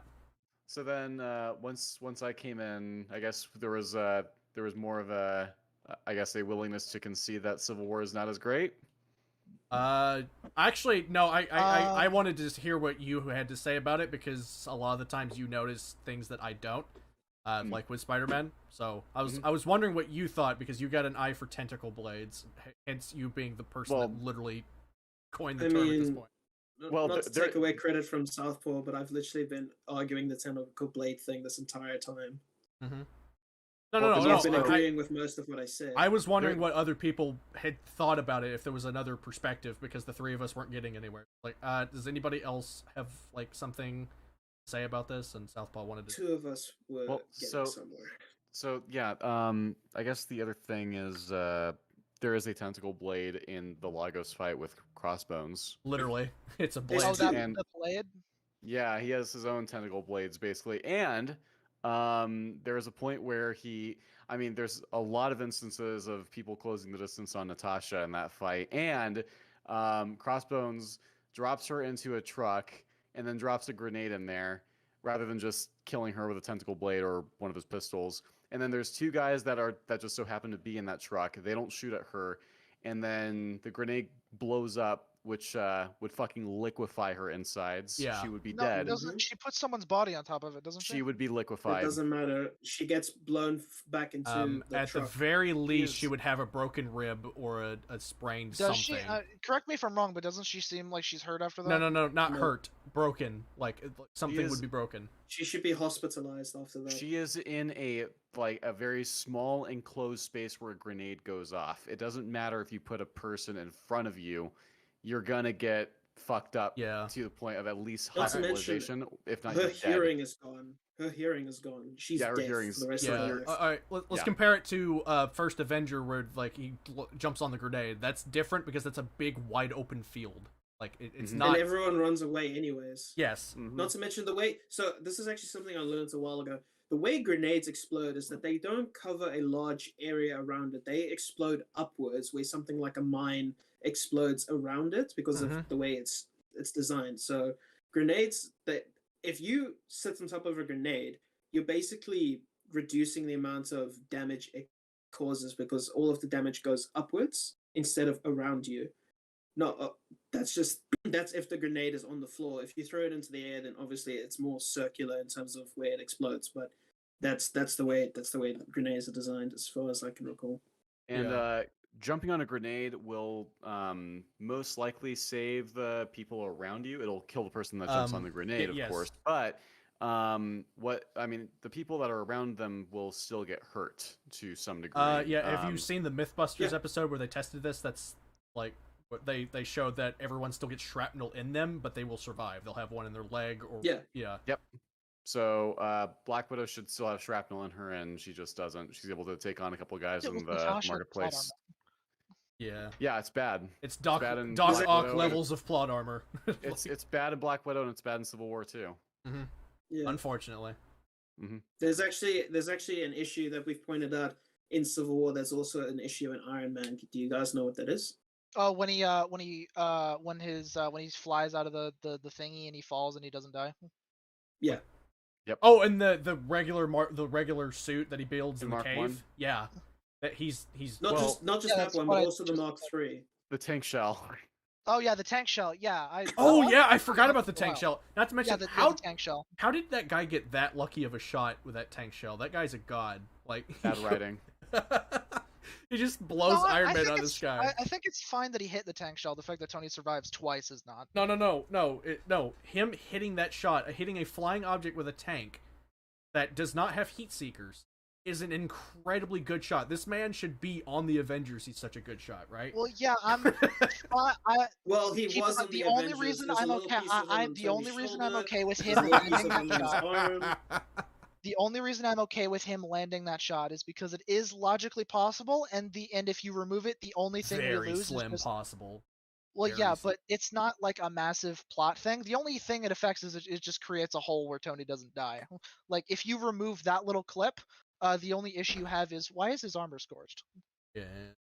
Like it Don't. doesn't affect the plot at all. It just I lets mean, us see Tony be cool. if what was supposed to happen had happened, the movie's over. So it does kind Yeah, of I know. affect the plot. That's my point. Does- I'm it fine does with him compromise the hitting plot, the yeah. shot because it is logically possible, and the fact that he hit the shot does the only thing hitting the shot does is create a plot hole. It would actually be kind of funny though if he hits the shot and then the film just ends right there. Like, you know, Iron Man's like on his first mission, woohoo, and he gets hit out of the sky by a That's tank the next shell. episode of In What the If. What if arms. this scene went the way it should have? Yeah. What if the dude that pulled off that crazy shot actually killed Iron Man like he was And supposed then, yeah, then Tony goes splat on the ground. Da da da da da da da da da da. He becomes Directed by Iron John Man. Favreau. No, you make it even funnier if it's played on an accordion.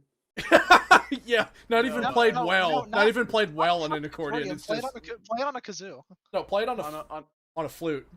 No, like a recorder. A recorder. You know, it's like a shitty like plastic flute. Oh, it's like Yeah. the memes where it's just really badly played recorders. Yeah. Like the My Heart Will Go On played on recorder. Yeah.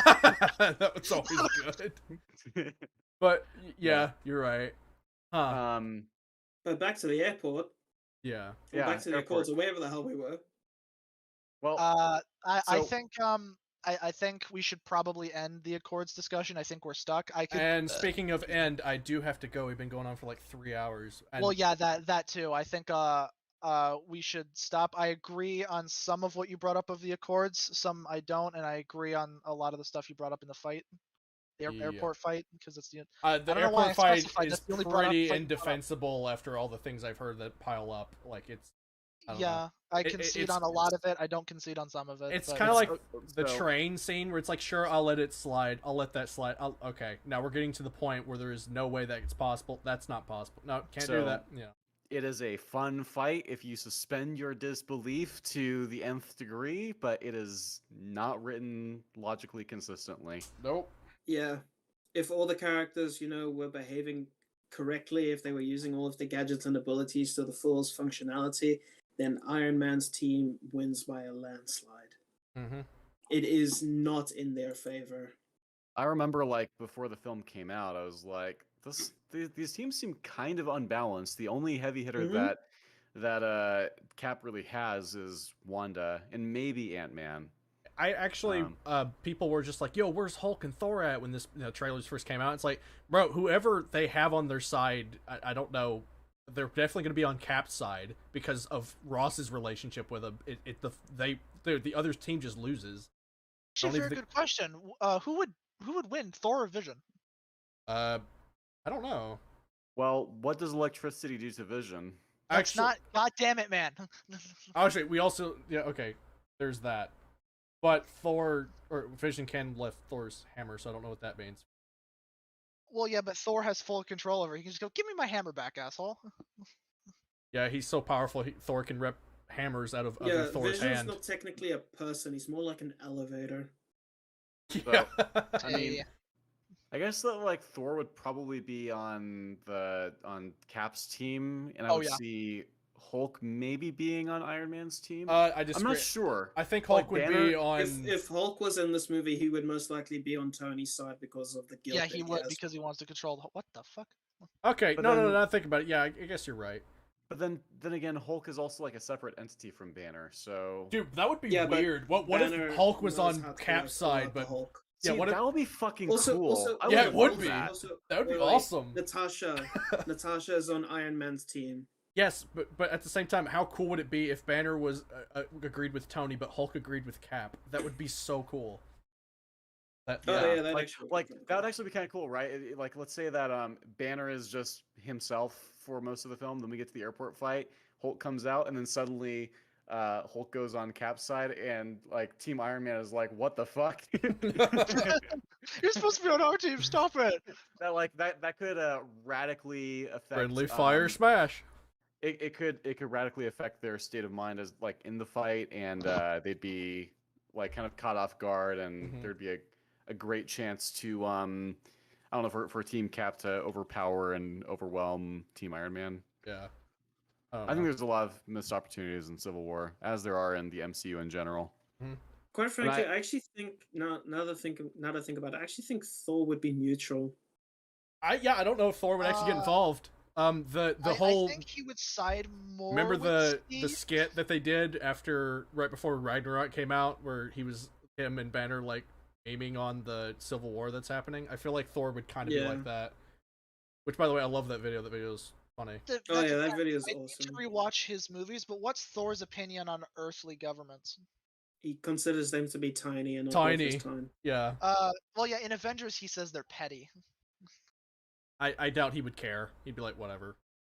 He's literally a god. He has got much better things to worry about. Actually, dude, a conversation with Thor would probably be like, I don't care, and neither one of you are going to get me to turn against either one of you, so you're going to have to figure this out yourself. Yeah, because they both his friends. Yes. So yeah. I do think that Thor would be neutral. Yeah. I do have to go. All right. Thank you guys for stopping by and making this conversation much more interesting. I had to turn on elevator music several times. Yeah, that was fun. Yeah, it was fun. Yeah. So thank you everybody for watching. I'm going to go and eat food now and spend some time with the family. All right. All right. See you later.